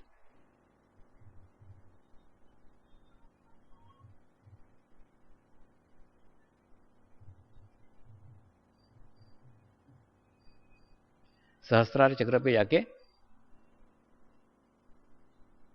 एक शून्य की अवस्था प्राप्त हो जाती है।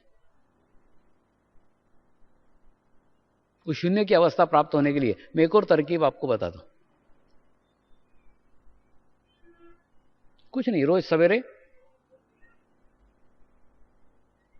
नहा धो करके मेरे फोटो के सामने एक दिया जलाओ और कल्पना करो कि मैं आपके सामने ही बैठा हूं, और प्रवचन का एक आधे घंटे का एक कैसेट सुनो, बस आधे घंटे का कोई कैसेट सुनो, बस वो जैसे कैसेट खत्म हो जाए आप उठ के चले जाओ।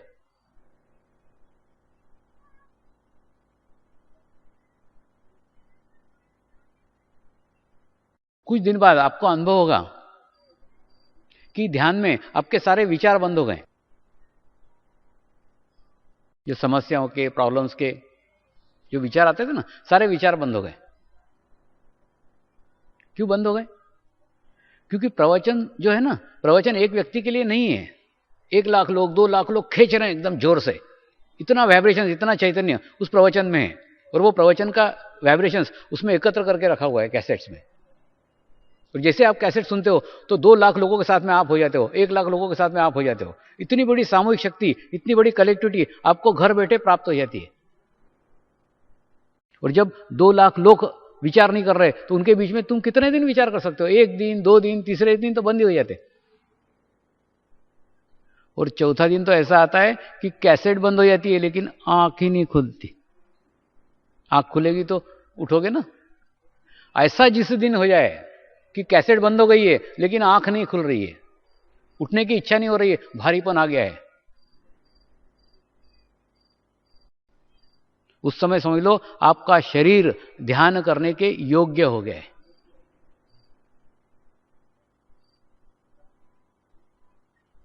शरीर के साथ कुश्ती मत लड़ो, शरीर पे जबरदस्ती मत करो। ध्यान करना है ना, जबरदस्ती करना नहीं है। पहले शरीर को उसके सुपात्र बनाओ, शरीर को ध्यान के योग्य बनाओ। जैसे वो योग्य बन जाएगा, ध्यान तो बाबा खुद पर खुद लगने वाली चीज है, उसको करना थोड़ी पड़ता है। कुछ नहीं हुआ मतलब ध्यान।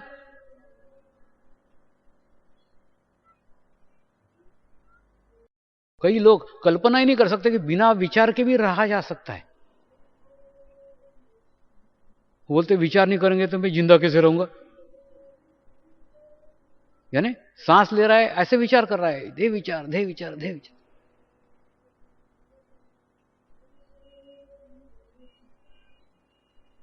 और जब विचार नहीं करते ना तो एकदम शून्य की स्थिति प्राप्त हो जाती है। और जब शून्य की स्थिति प्राप्त हो जाती है तब आप कुछ नहीं करते रहते हो, परमात्मा आपके माध्यम से कराते रहता है, बहते रहता है, बहते रहता है।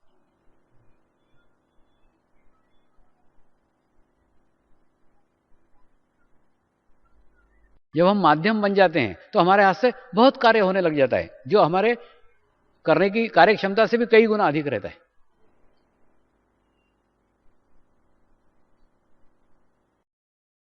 मलेशिया में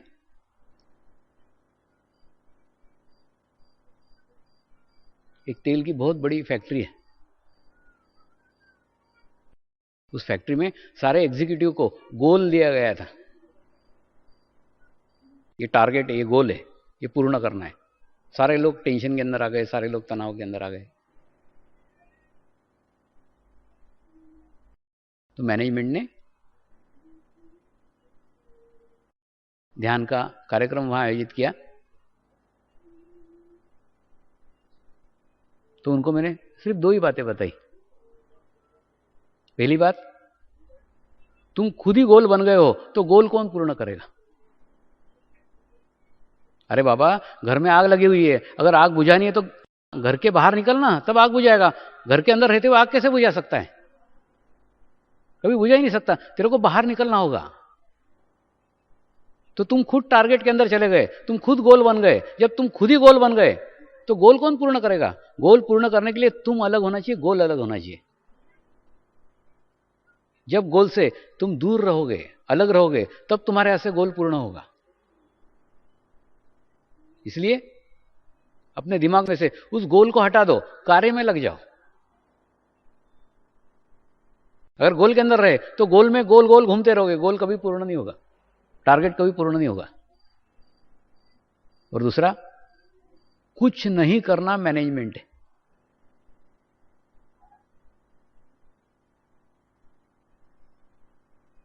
बोले कैसे? मैंने उनको कहा कि हम जब कुछ नहीं करते हैं तो हम शून्य की स्थिति में रहते हैं और हमारे माध्यम से चैतन्य बहते रहता है, चेतना बहती रहती है, कार्य होते रहता है। और समझ लो आपके पास में 60 डिपार्टमेंट है और 60 डिपार्टमेंट में से किसी एक डिपार्टमेंट में आप घुस गए, वहीं कुछ करने लग गए कि जो 6 डिपार्टमेंट है उस पर से आपका चित्त हट जाएगा।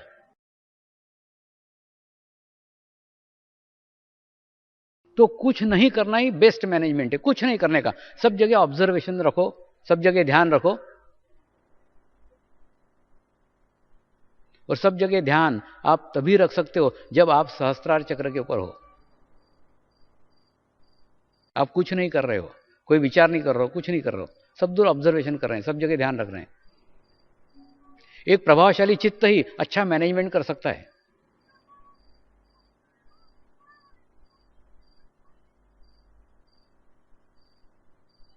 मैं कभी कुछ करते हुए दिखता हूं कि कुछ नहीं करते रहता हूं, दिन भर ध्यान करते रहता हूं और ध्यान करते करते जो मेरे लिए कार्य कर रहे हैं उनके ऊपर चित्त रखता हूं। कैसा कर रहा है, बराबर कर रहा है कि नहीं कर रहा है, क्या बोल रहा है, क्या कर रहा है, एक एक कार्यकर्ता के ऊपर मेरी नजर रहती है।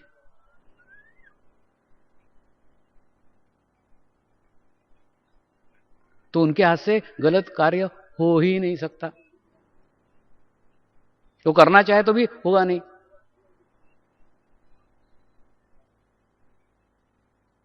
और चित्त रखने के लिए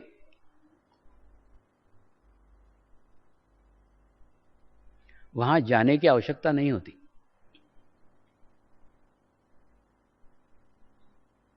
चित्त बहुत प्रभावशाली है, बहुत शक्तिशाली है। मैं उसके प्रयोग करके बाद में उसको रख दिया है, एक्सपेरिमेंट करके उसको फिर रख दिया है, ठंडे बस्ते में रख दिया है। इसलिए रख दिया है कि वो मेरा कार्य क्षेत्र नहीं है। वो प्रयोग मेरा कार्य क्षेत्र नहीं है, वो प्रयोग आने वाली पीढ़ी करने वाली है, उसके लिए छोड़ा है। कुछ काम तो छोड़ना पड़ेगा ना, वो उनके लिए छोड़ा है, वो उसका प्रयोग करेंगे। मैं सिर्फ 2 उदाहरणों से आपको बताता हूं कितना प्रभावशाली चित्त हो सकता है और चित्त से क्या किया जा सकता है। आने वाले युग में चित्त शक्ति सबसे बड़ी शक्ति होगी। एक बार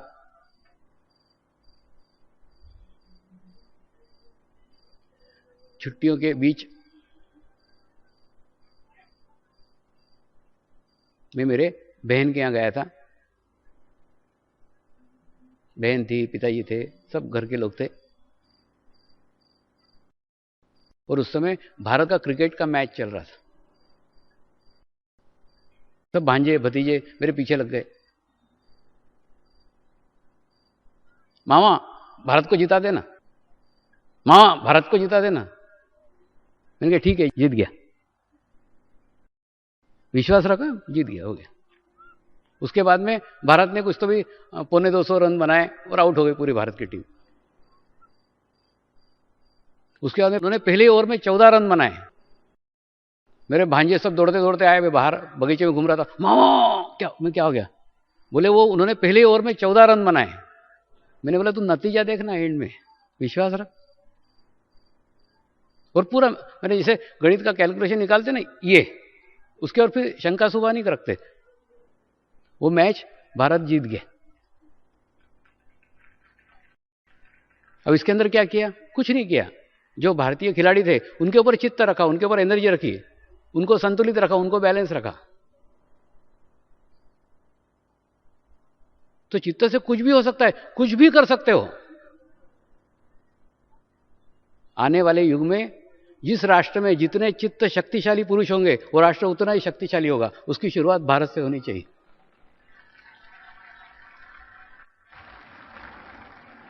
कुछ भी कर सकते हो चित्त से,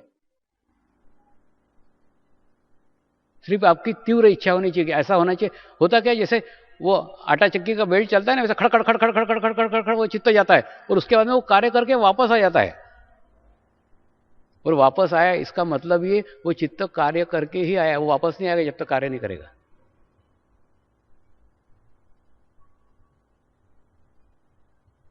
दूसरा एक उदाहरण देता हूं। इंग्लैंड में एक वेल्स करके जगह है,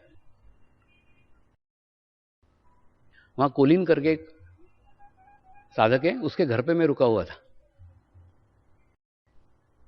उसके घर पे एक टीवी का कार्यक्रम आ रहा था और टीवी पे एक अमेरिकन डॉक्टर अपने कंधे पे एक बहुत बड़ा कैमरा लेकर के स्टूडियो के अंदर आया। स्टूडियो के अंदर एक लड़की बैठी हुई थी, एक लड़का बैठा हुआ था। और उसके बाद में उस लड़की को वो बोला, मैं तेरा फोटो निकालूंगा, तेरा फोटो निकाल करके फिर उसको देखूंगा उसके अंदर कौन कौन से रंग है, और वो रंग देख करके मैं तेरे बारे में बताऊंगा तू कैसी लड़की है। तो उसके पास केरलियन फोटोग्राफी का कैमरा था, वो उसके ओरा के फोटो ले रहा था और ओरा पे से रंग पता चलते हैं और रंग से पता चलता है कि वो लड़की कैसी है। और वो फोटो लेने के पूर्व मैंने कोलिन को बता दिया कि ये लड़की के बारे में वो क्या कहने वाला है, पूरा जो बताया ना। बाद में वो डॉक्टर ने वैसा का वैसा ही वो फोटो निकाल करके बताया। फिर बाद में उसने उस लड़के का फोटो लिया, फिर लड़के का भी पूरा का पूरा जो उस कैमरा से निकलने वाला था वो सब पहले ही बता दिया कि आगे ये होने वाला है। मैंने कोलिन को बोला, कोलिन मेरे को कैमरे की जरूरत नहीं है, मेरे को जीवंत लड़की की जरूरत नहीं है, मेरे को फोटो की जरूरत नहीं है, फोटो के रंग की जरूरत नहीं है, मेरे को कुछ भी जरूरत नहीं है। ऐसे ही चित्त से सब पता लग जाता है। तो मेरी इच्छा है एक टीवी के ऊपर कार्यक्रम दूं कि आदमी कहीं पे बैठा हो, मैं सिर्फ उसकी आवाज सुन करके उसके बारे में सब कुछ जानकारी दे दूं। ऐसा बात हुआ। तो गए साल ये कार्यक्रम आयोजित हुआ। एक वीनस टीवी करके है, उसने मुझे आमंत्रित किया। एक अभिनेत्री थी वहां की, इंग्लैंड की, उसके कारण ये कार्यक्रम आयोजित हुआ। और उसको उसने कंडीशन रखा, तेरे गुरु है ना तो तेरे को उनके साथ में बैठना ही पड़ेगा, तू बैठने को तैयार हो 2 घंटे तो हम तेरे गुरु को 2 घंटे का कार्यक्रम देते हैं। वो बैठी बेचारी, कुछ नहीं, कार्यक्रम शुरू हुआ, इधर उधर की बातें चालू हुई।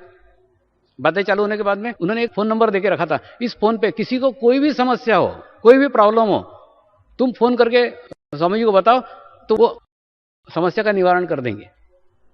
तो कुछ नहीं, जो फोन करते थे ना वो कोई अफ्रीका से कर रहा है, कोई कनाडा से कर रहा है, कोई अमेरिका से कर रहा है, पता नहीं कहां कहां से कर रहे थे। और करने के बाद में वो कुछ नहीं बताते थे, नाम भी नहीं बताते थे अपना। स्वामी जी मुझे आपका मार्गदर्शन चाहिए। तो तुरंत मैं उनके बारे में सब कुछ जान करके, उनके प्रॉब्लम जान करके उनके बारे में निदान बताता था, ये ऐसा ऐसा करने का, ऐसा ऐसा होगा। और वो जो उद्घोषक था उसको भी समझ में नहीं आया मैं कैसे बता रहा हूं। ये कार्यक्रम बीबीसी पे भी हुआ और वो लोग बोलते एक बहुत बड़े महान ज्योतिषाचार्य आए हुए हैं भारत से, वो आपकी आवाज सुन करके आपके बारे में सब कुछ भविष्य बताते हैं। मैं थोड़ी देर तक चुप रहा। जब मेरे हाथ में माइक आया तो मैंने उनको बताया मैं कोई ज्योतिषाचार्य कुछ नहीं हूं, मैं कोई एस्ट्रोलॉजर नहीं हूं। जैसे प्रत्येक अंगूठे की छाप प्रत्येक व्यक्ति की अलग अलग होती है, दुनिया में कितने भी व्यक्ति हो प्रत्येक के अंगूठे की छाप अलग होगी, ठीक उसी प्रकार से प्रत्येक व्यक्ति का आभामंडल अलग है, प्रत्येक व्यक्ति का ओरा अलग है। जो व्यक्ति मुझसे बात करता है उसको ओरा को देख करके उसके बारे में बता रहा हूं, उसके आभामंडल को देख के उसके बारे में बता रहा हूं। तो वो 2 घंटे के कार्यक्रम में 32 लोगों ने प्रश्न पूछे और 32 लोगों को उत्तर दिए। और जैसे ही कार्यक्रम खत्म हुआ ना, तो सारे डायरेक्टर उसके जैसे आम गिरते ना, वैसे टप टप टप टप टप टप नीचे उतरे। स्वामी जी अभी 150 लोग लाइन में खड़े हुए हैं, 150 फोन ऐसे रखे हैं जो लाइन में खड़े हैं, इनके नंबर नहीं लगे। फिर उनको समझाया, एक आभा मंडल रहता है, एक ओरा रहता है। जैसे प्रत्येक व्यक्ति के अंगूठे की छाप अलग है ना, उसी प्रकार प्रत्येक व्यक्ति का आभा मंडल अलग है, ओरा अलग है।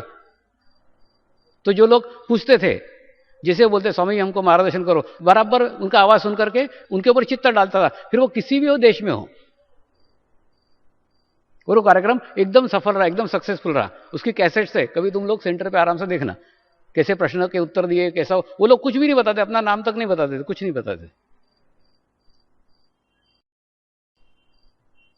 फिर वो प्रयोग करके बंद कर दिया। फिर उन्होंने बोला फिर कब आओगे? मैं बोला नहीं आएंगे। और भारत में बोलते भारत में कब दोगे? मैंने कहा भारत में तो कभी दूंगा ही नहीं। अरे बाबा वहां आग लगा करके मैं यहाँ भाग के आ सकता हूँ, यहाँ आग लगे तो मैं कहाँ भागूं? मेरे को तो गली गली में घूमने को मजा आता है। ऐसे टीवी पे आ गया तो ऐसे घूम थोड़ी सकता हूँ। मेरे को अकेले घूमने में खूब मजा आता है, अकेले घूमते रहता हूँ। इसलिए वो सब कार्यक्रम फॉरेन में करके आ जाता हूँ, इधर कुछ नहीं करता।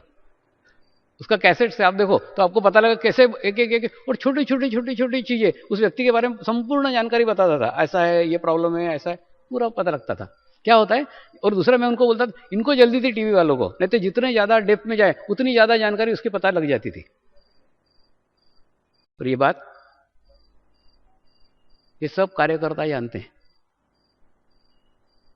स्वामी जी बैठे होंगे वहां, चित्तों का यहां, सारी छोटी से छोटी जानकारी भी उनको मिल रही है। उसके लिए कोई माध्यमों की आवश्यकता नहीं है, कोई मीडिया की आवश्यकता नहीं है। इसलिए देखो ना कितने सशक्त खड़े रहते हैं। उनको पता है कि स्वामी जी हमारे साथ में है, हमारे पास में है।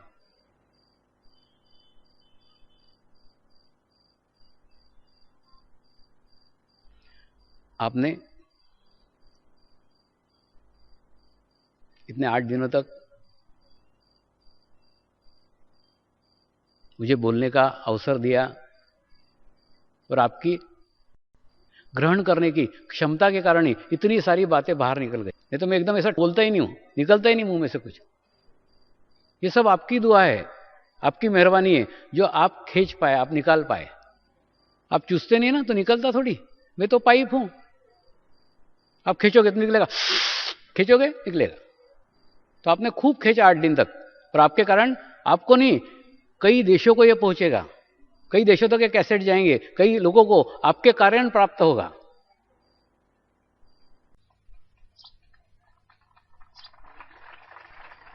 और अनुभूति का आनंद आपको आया हो तो उसके लिए मेरे गुरुजी को धन्यवाद दो, गुरुजी को नमन करो। उन्हीं की करुणा में, उनकी दया में प्राप्त हुआ है। और अगर कुछ कमी लगी हो, मेरे बोलने में कहीं कमी लगी हो, मेरे बताने में कहीं कमी लगी हो, तो उसके लिए मुझे क्षमा करो। क्योंकि मैं एकदम अनपढ़ गंवार आदमी हूं। मुझे कपड़ा सरीके से काटना नहीं आता, जैसे डॉक्टर पारस भट्ट काटते कि नहीं, एकदम व्यवस्थित आपको एकदम किताब की लैंग्वेज से बताते रहते, वैसे मेरे को नहीं करता। मैं टर फाड़ देता हूं एकदम, क्योंकि मेरे पास शब्द संग्रह ही नहीं है, किताबें पढ़ी नहीं है, पुस्तक का ज्ञान ही नहीं है, पुस्तक की भाषा ही नहीं है, पुस्तक के संस्कार ही नहीं है, कुछ भी नहीं है पुस्तक का। जो कुछ है वो नैसर्गिक है। जो कुछ है हृदय से हृदय तक पहुंचने वाली भाषा है। इसके बीच में कोई जाति, कोई देश, कोई धर्म कोई नहीं आता, सब लोग उसको समझ जाते हैं। छोटे से छोटे से लेके बड़े से बड़े तक सब तक पहुंचती है, हार्ट टू हार्ट।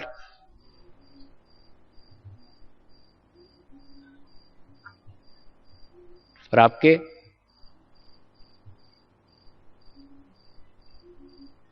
ग्रहण करने की क्षमता के कारण ही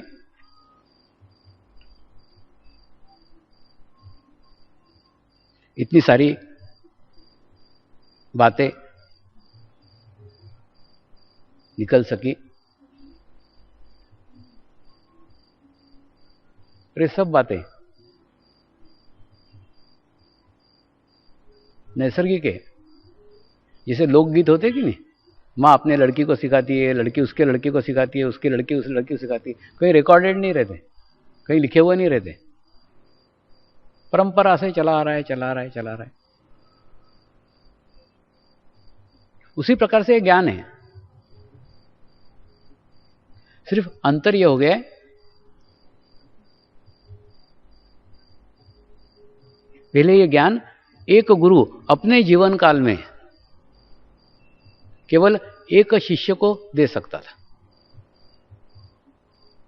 अपने मृत्यु के पूर्व वो एक शिष्य को ज्ञान देगा।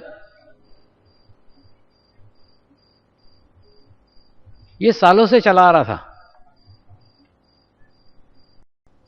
और गुरु तत्व की इच्छा थी कि ये सार्वजनिक हो।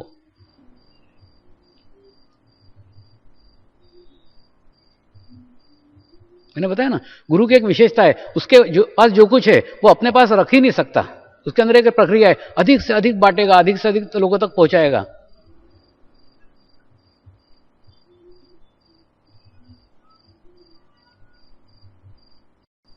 ठीक उसी प्रकार से कई गुरुओं ने अपना जीवन उसके अंदर लगा दिया कि अनेक से अनेक लोगों तक पहुंचना चाहिए।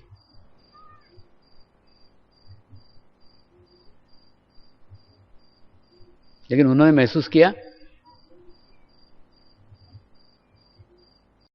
इस प्रक्रिया में हमारा जीवन ही समाप्त होने का है।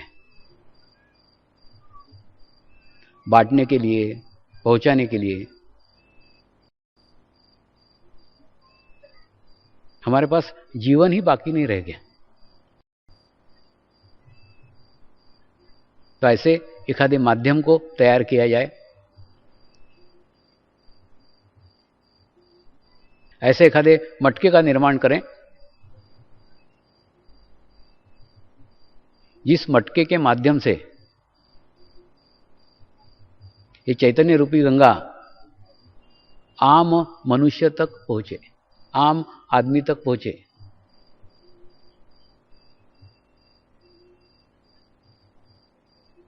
और इसी उद्देश्य से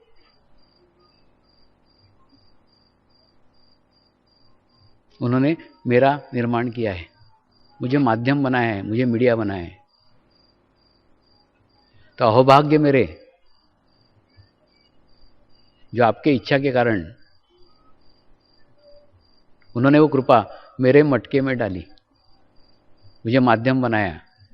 आप खाना खाने आने वाले थे, इसलिए वेटर बनने का अवसर मुझे प्राप्त हुआ।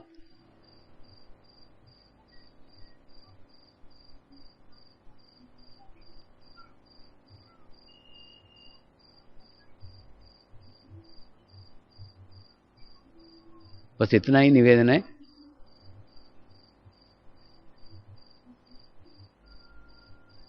जो मिला है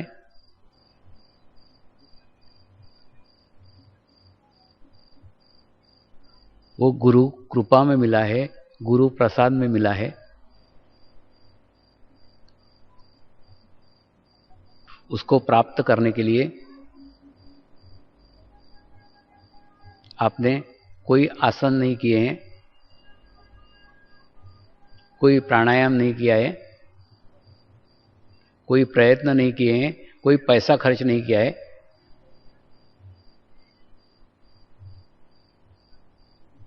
इसलिए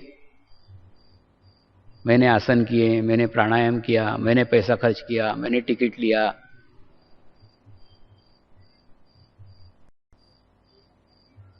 ऐसा मैं वाला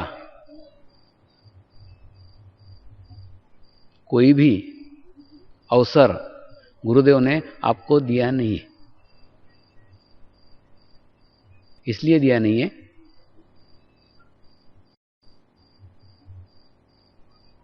कि उस अवसर के सहारे फिर आपके भीतर का मैं न जागृत हो जाए।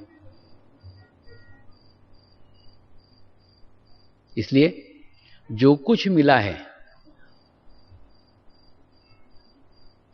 वो आपके पुण्य कर्म के कारण मिला है। जो कुछ मिला है वो आत्मा के शुद्धता के कारण मिला है। और जो कुछ मिला है वो गुरुदेव के करुणा में मिला है। करुणा आत्मा का शुद्धतम भाव है। कई लोगों को करुणा और दया में अंतर समझ में नहीं आता। दया शरीर से की जाती है और करुणा शरीर से नहीं की जाती, आत्मा से हो जाती है।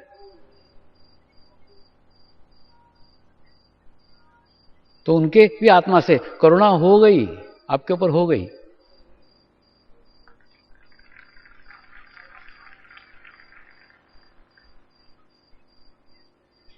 उन्होंने आपके ऊपर तरस खा के आप पे दया नहीं की, आप पे करुणा इसलिए की क्योंकि आप करुणा के पात्र हैं, आप सुपात्र हैं। करुणा को ग्रहण करने की आपकी स्थिति है। आपका आत्मा उतना शुद्ध है, उतना पवित्र है कि गुरु शक्तियों की करुणा को ग्रहण कर सका।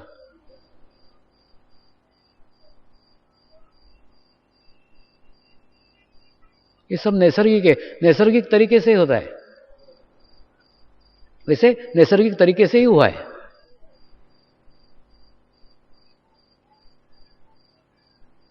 इसलिए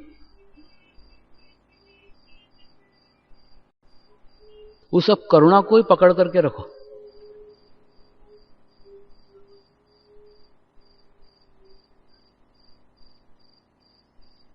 आत्मा की शुद्ध इच्छा से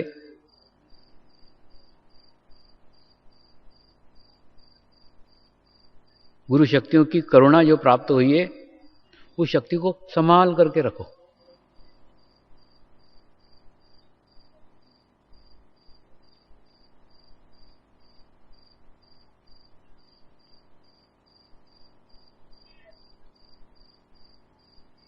आपको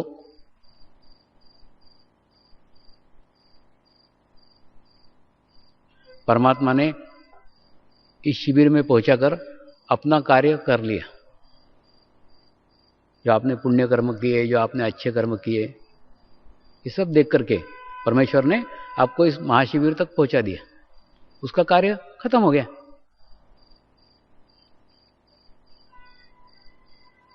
आप महाशिविर में आए, मैं वेटर हूं, मैंने परोसने का कार्य करना था, मैंने परोसने का कार्य कर दिया। परमेश्वर का भी कार्य खत्म हो गया, मेरा भी कार्य खत्म हो गया। अब कल से तुम्हारा कार्य चालू होने वाला है। कौन सा कार्य? निगलने का। वो कार्य तुमको ही करना पड़ेगा। ना उसमें मैं हथेली लगा सकता हूं, ना परमात्मा, कोई नहीं कर सकता। तुमको ही तुम्हारा निगलना पड़ेगा। कल से 45 दिन का अनुष्ठान शुरू हो रहा है। विभिन्न क्षेत्रों में शुरू हो रहा है, विभिन्न सेंटरों में शुरू हो रहा है, विभिन्न सामूहिकता में शुरू हो रहा है।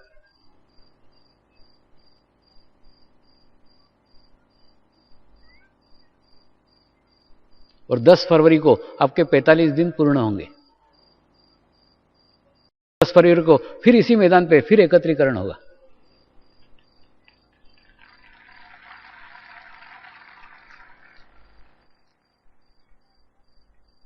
उस 45 दिन के बाद आप बीज नहीं, मुझे वृक्ष नजर आना चाहिए। सब दूर वृक्ष वृक्ष। आपके जीवन की कठिनाइयां, आपके जीवन के पत्थर, आपके जीवन के संकट ऐसे देखना चाहिए नीचे करके। अच्छा, इतने से पत्थर है क्या? इतने वृद्धिगत कर लो, इतना बड़ा कर लो अपने आप को कि सारी समस्याएं छोटी हो जाए।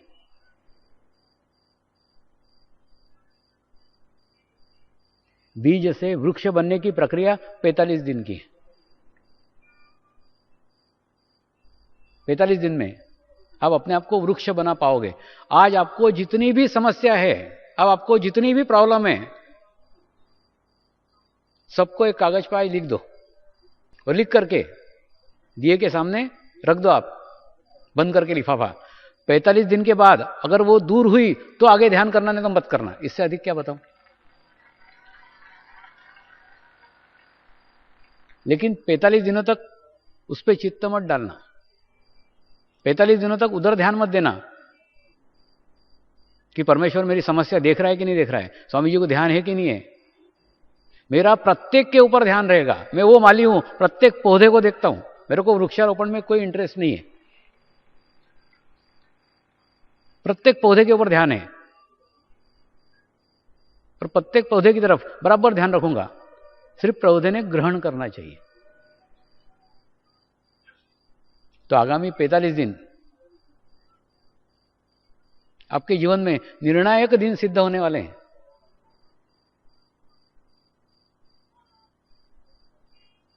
पैंतालीस दिनों के बाद में आपकी दुनिया ही दूसरी होगी।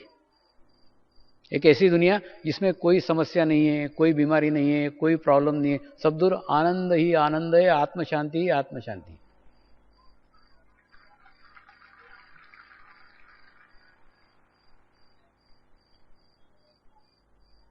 वो इसलिए नहीं है, समस्या इसलिए नहीं क्योंकि मेरे को समस्या नहीं है, प्रॉब्लम इसलिए नहीं क्योंकि मेरे को प्रॉब्लम नहीं है, बीमारी इसलिए नहीं क्योंकि मेरे को बीमारी नहीं है।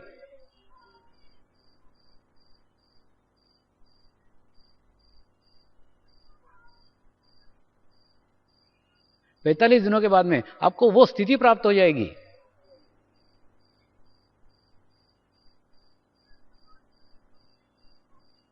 जिस स्थिति के कारण आपके दुश्मन भी आपकी पनाह में आएंगे, आपके सहारे में आएंगे, आपके छाया में आएंगे। 45 दिनों तक उन बकरियों की तरफ ध्यान मत दो जो आज तुम्हारे पत्ते नोच रही है।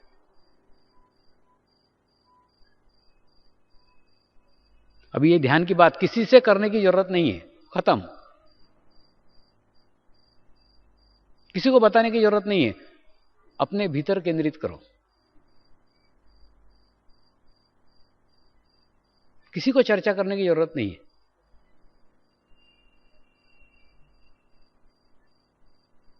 पहले आप वो सशक्त हो जाओ, आप मजबूत हो जाओ। लोग नहीं, आप मेरे शिविर में आए हो, आप मेरे सानिध्य में आए हो, मैं आपसे बंधा हुआ हूं।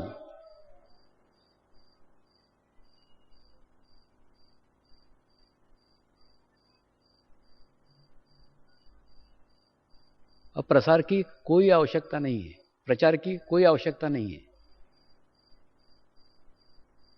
जैसे कछुआ रहता है कि नहीं, सारे पैर अंदर कर लेता है। अब सारे पैर 45 दिन अंदर कर लो।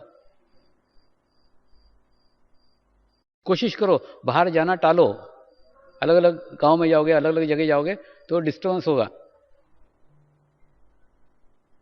कोई नया काम मत चालू करो। 45 दिनों तक अपने स्थिति को बैलेंस करो, संतुलित करो, फिर आप जो काम करोगे सब सफल होगा। संतुलित आदमी के प्रयास संतुलित होते हैं, उसके परिणाम संतुलित आते हैं। 45 दिनों तक बस पकड़ करके रखो, जमे रहो यहां 45 दिन तक। जमने के बाद सफलता प्राप्त करने के लिए प्रयास भी नहीं करना होंगे, ऐसे ही खींचे चले जाएंगे। हजारों लाखों साधक ऐसे खींच के स्टेशन आपको पहुंचा ही देंगे।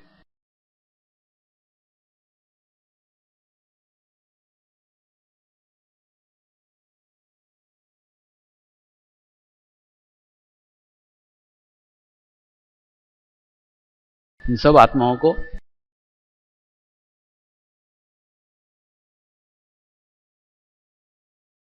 जिन आत्माओं ने जाने अनजाने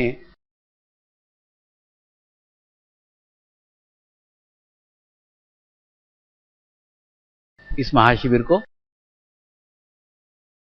आयोजित करने में योगदान दिया, उन सबका आत्म कल्याण हो, इस शुद्ध इच्छा के साथ नमस्कार।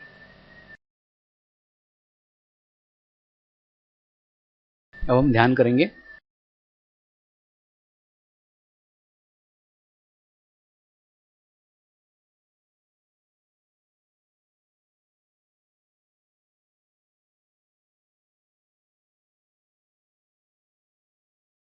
आज हम प्रार्थना करेंगे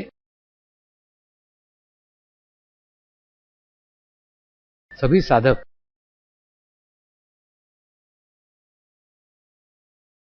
45 दिन नियमित सेंटरों पे ध्यान करके बीज से वृक्ष बन जाए, 45 दिनों के अंदर सारे वृक्ष बन जाए, सबकी आध्यात्मिक प्रगति हो, ये आज हम प्रार्थना करेंगे, ये प्रेयर करेंगे शिविर के सभी आत्माओं के लिए।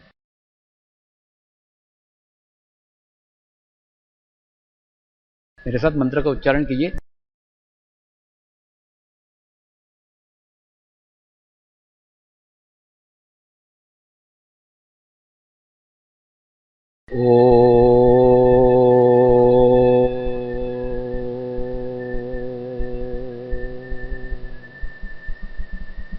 श्री शिवकृपानंद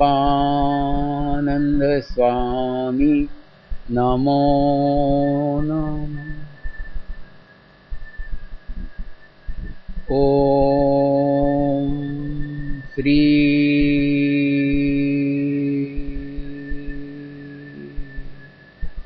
शिवकृपानंद स्वामी नमो नमः।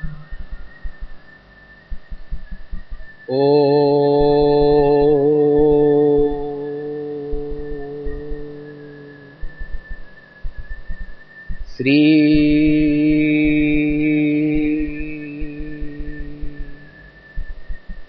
शिवकृपानंद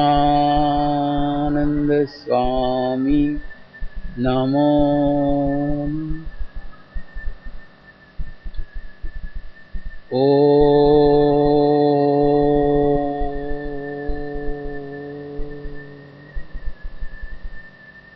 श्री शिवकृपानंद स्वामी नमो।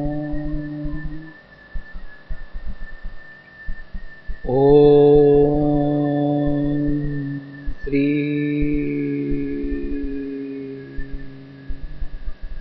शिवकृपानंद स्वामी नमो नमः।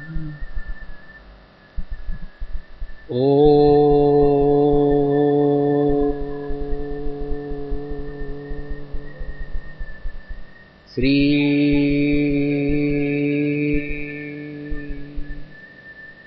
शिवकृपानंद स्वामी नमो।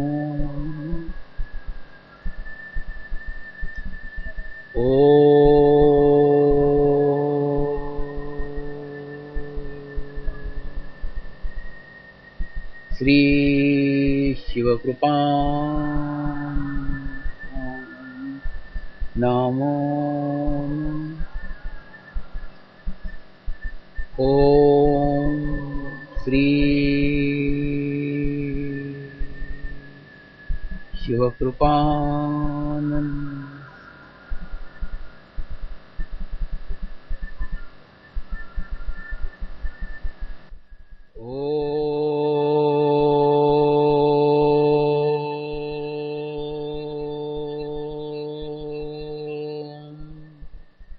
श्री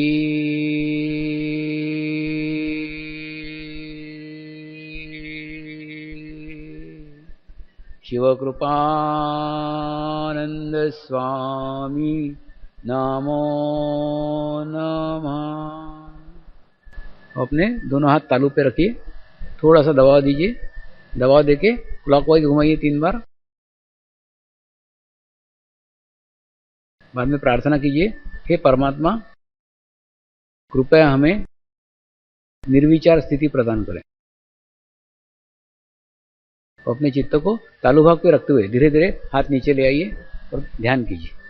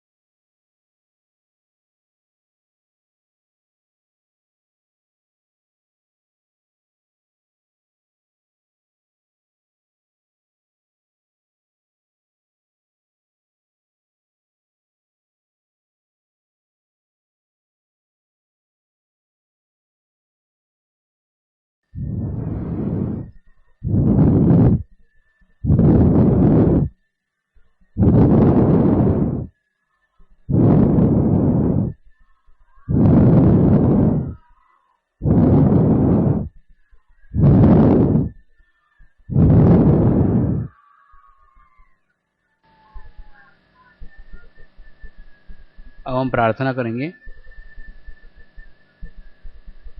हे परमात्मा, जो परमेश्वर की कृपा में जो आत्मज्ञान का बीज हमें प्राप्त हुआ है, वो 45 दिन में हमारे साथ वृक्ष रूप में तब्दील हो, वृक्ष के रूप में तब्दील हो और सभी साधकों की आध्यात्मिक प्रगति हो, यही हमारी शुद्ध इच्छा है।